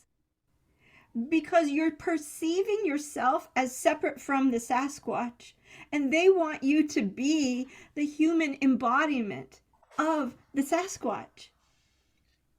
And it's almost like, it's almost like they're saying, it's time to get serious now. Even though you've done so many incredible, amazing things, and I have tremendous respect for you. If I haven't demonstrated that already, I'm saying it straight up. But you have the potential to be so much more and evolve beyond your capacity to understand what that even means right now. Yes, you've experienced a lot. Yes, you've shared a lot. Yes, you've embodied a lot of wisdom and knowledge, but there is more potential. So hopefully that motivates you, because it sure as hell motivated me. Well, I feel that I do feel like I speak for them and I speak as them. So it does resonate with me. So I guess I better get serious. I mean, I feel like I'm one with them. As a matter of fact, Harvey said that you are one with us.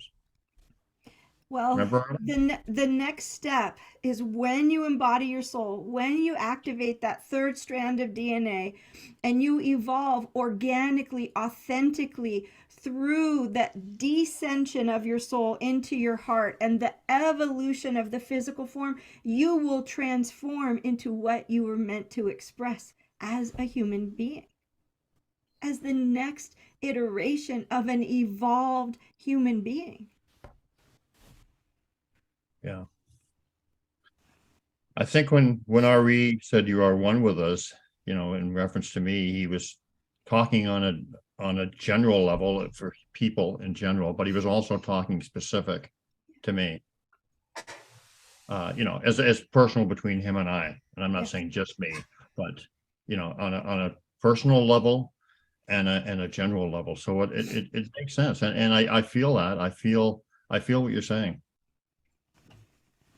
I feel what I'm saying.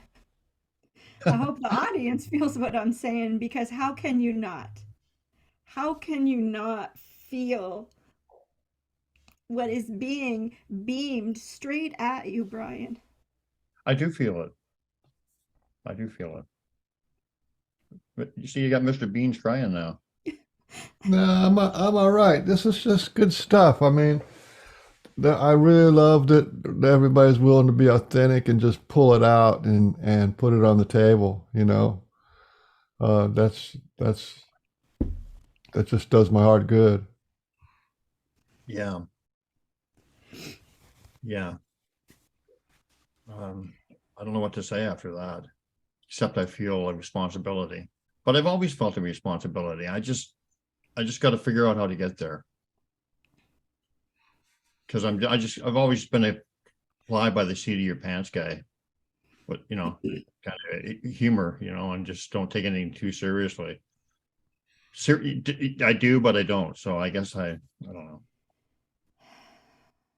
I don't think you really have to do much because it's going to happen. Whatever's going to happen is going to happen, just like it always has. But the little sayings that you said, those things are just opening. Just being open. That's really all you got to do. You don't really have to really do much. Just be open to whatever's out there. It's not like you got to meditate. Yeah, well, I mean, yeah, some of us are brought here to do specific things, and I you know, and so many people who have things to do, they just don't. They come into the world right off the bat, and they don't understand people because they just don't. It's like we're on a different.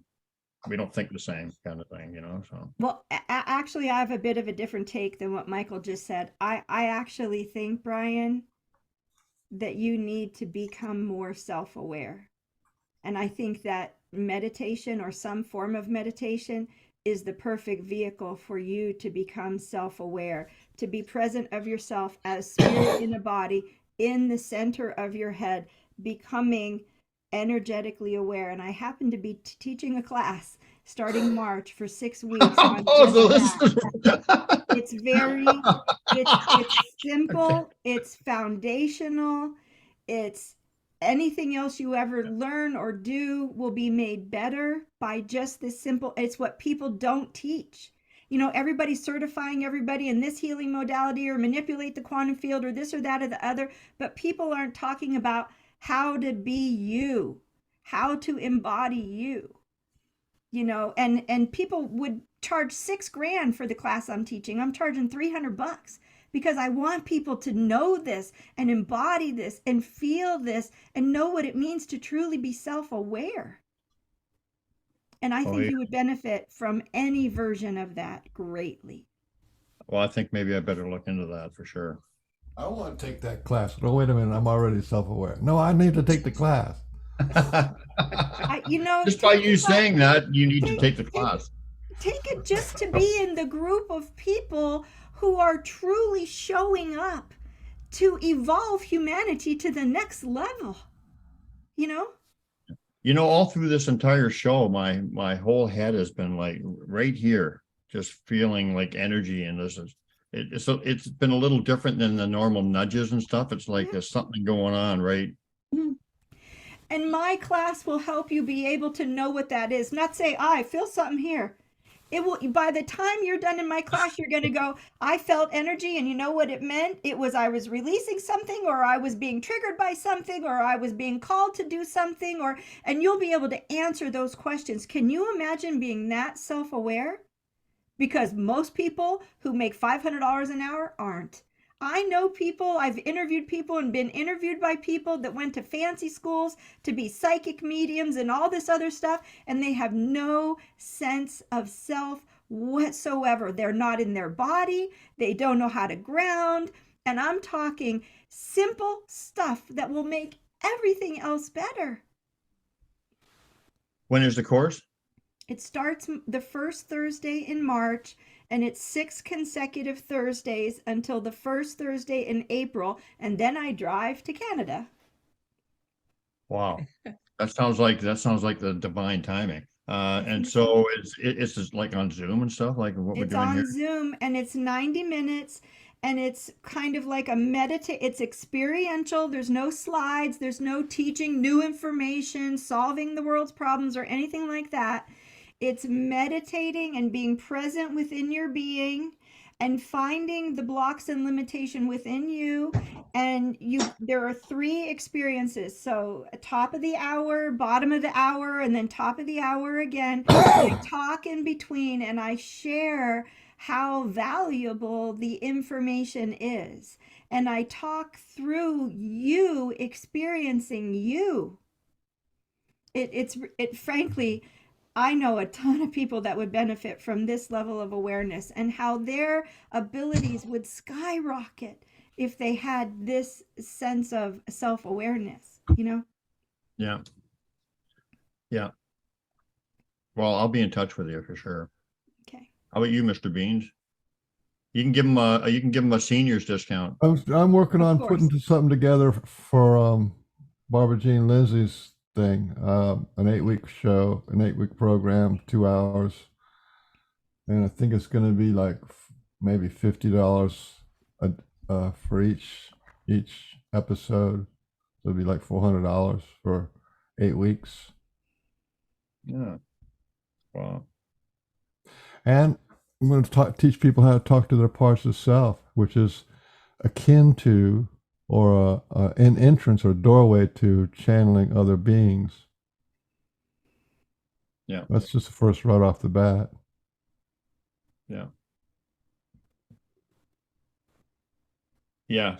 So is there anything that I know that we kept you longer than you wanted, Jenny, but obviously you're enjoying yourself. So time kind of goes by on this show, doesn't it? I don't get to say no to spirit. Yeah.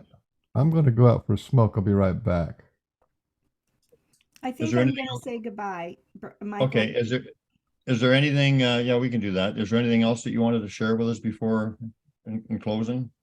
No, just lovely hello to Arla. Nice to meet you. Yes. And my heart goes out to everyone. And I'm always here if anybody has questions. Okay, well, I'll get a hold of you and we'll talk about that course.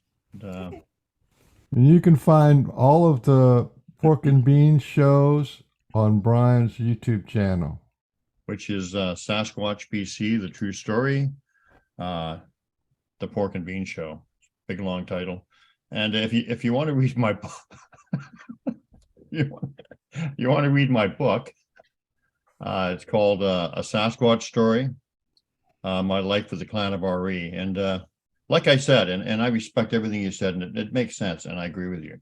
But it is about more than glyphs. It's actually about the teachings of the Sasquatch people that can help us as individuals and change who, I think it's an important message. I think it's a paramount message. So that's what it's really about. So if anyone wants to read that, you can find it on Amazon. So we're ending the show. Is this the end of the show? I guess it is. Yes. Bye-bye, Ginny, everybody. Bye-bye, everybody. And listen, join the Pork and Bean Show because we do fun stuff. It's all weird. It's all fun. Hey, wait a minute. Yeah. I didn't get to do the intro. So can I at least do the extra? Sure. Extra. Do some extra. So on behalf of Port Cunningham and the world's handsomest man, Frank Oliver Beans, this has been the Pork and Bean Show. Thank you to our special co-host, Arla Colette Williams, or Ola Colette. Colette. You got a bunch of different names. I Thank you to Arla, and thank you to Ginny for your heart and your sharing, and it was a great show, and we really appreciate you. And thank you look for Ginny Jablonski on Facebook. She's there, and from her profile page, you can get all of her information of where of her web page and her. She does like once a week or so. I think you do a animal communication and all kinds of fun stuff. That just blew my mind. Yep. And don't forget, dogs are your friend, and dogs really do love you. Thanks, everybody. Thanks everybody for watching and for patronizing the show. And we will see you next time. Who do we got on next time, Mr. Beans? We got, I don't know. I don't know. You know, you're the one who booked them. Well, let me look. Let me look quickly. It's we got Ginny Jablonski, and we got Barb Shoop, and we got Sue Walker. Yeah. Yep. Those are going to be good shows. Barb Shoop is going to be great. This is the first time we've had her on her own show. She's contributed to other shows, and so that's going to be great. And that's on the 26th of January at 10 a.m. Pacific Standard Time. And Sue Walker, we've had her on a few times, and she's always great too. So look forward to seeing you all there then. And thank you, Ginny. Thanks, Arla, for stopping in. Bye. Bye-bye. Bye.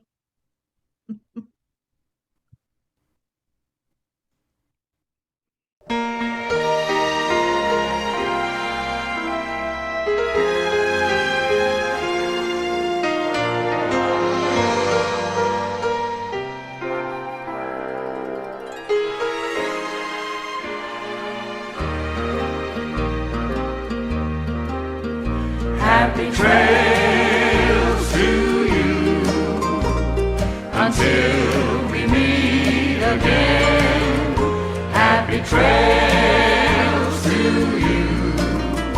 Keep smiling until then. Who cares about the clouds if we're together?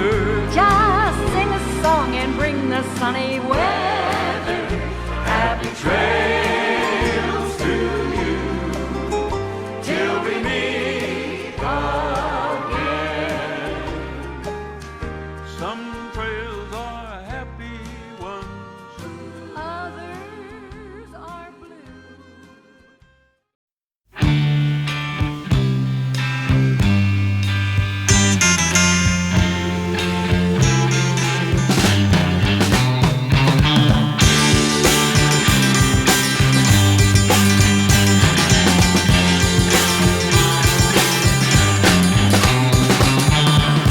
Big sky look down on all the people looking up at the big sky. Everybody's pushing one another around. The big sky feels sad when you see the children scream and cry. But the big sky too big to let it get him down. Big sky too big to cry. Big sky too high to see. People like you and me.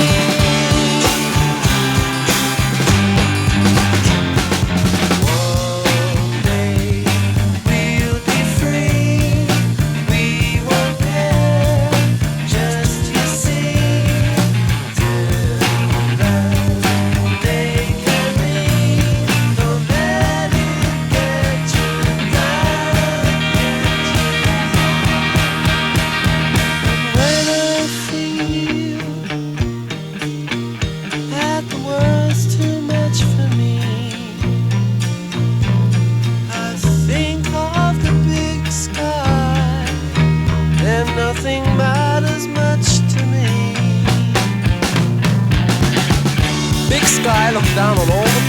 think they got problems. They get depressed and they hold their heads in their hands and they cry. People lift up their hands and they look up to the big sky. But the big sky is too big to sympathize. Big sky is too arcane.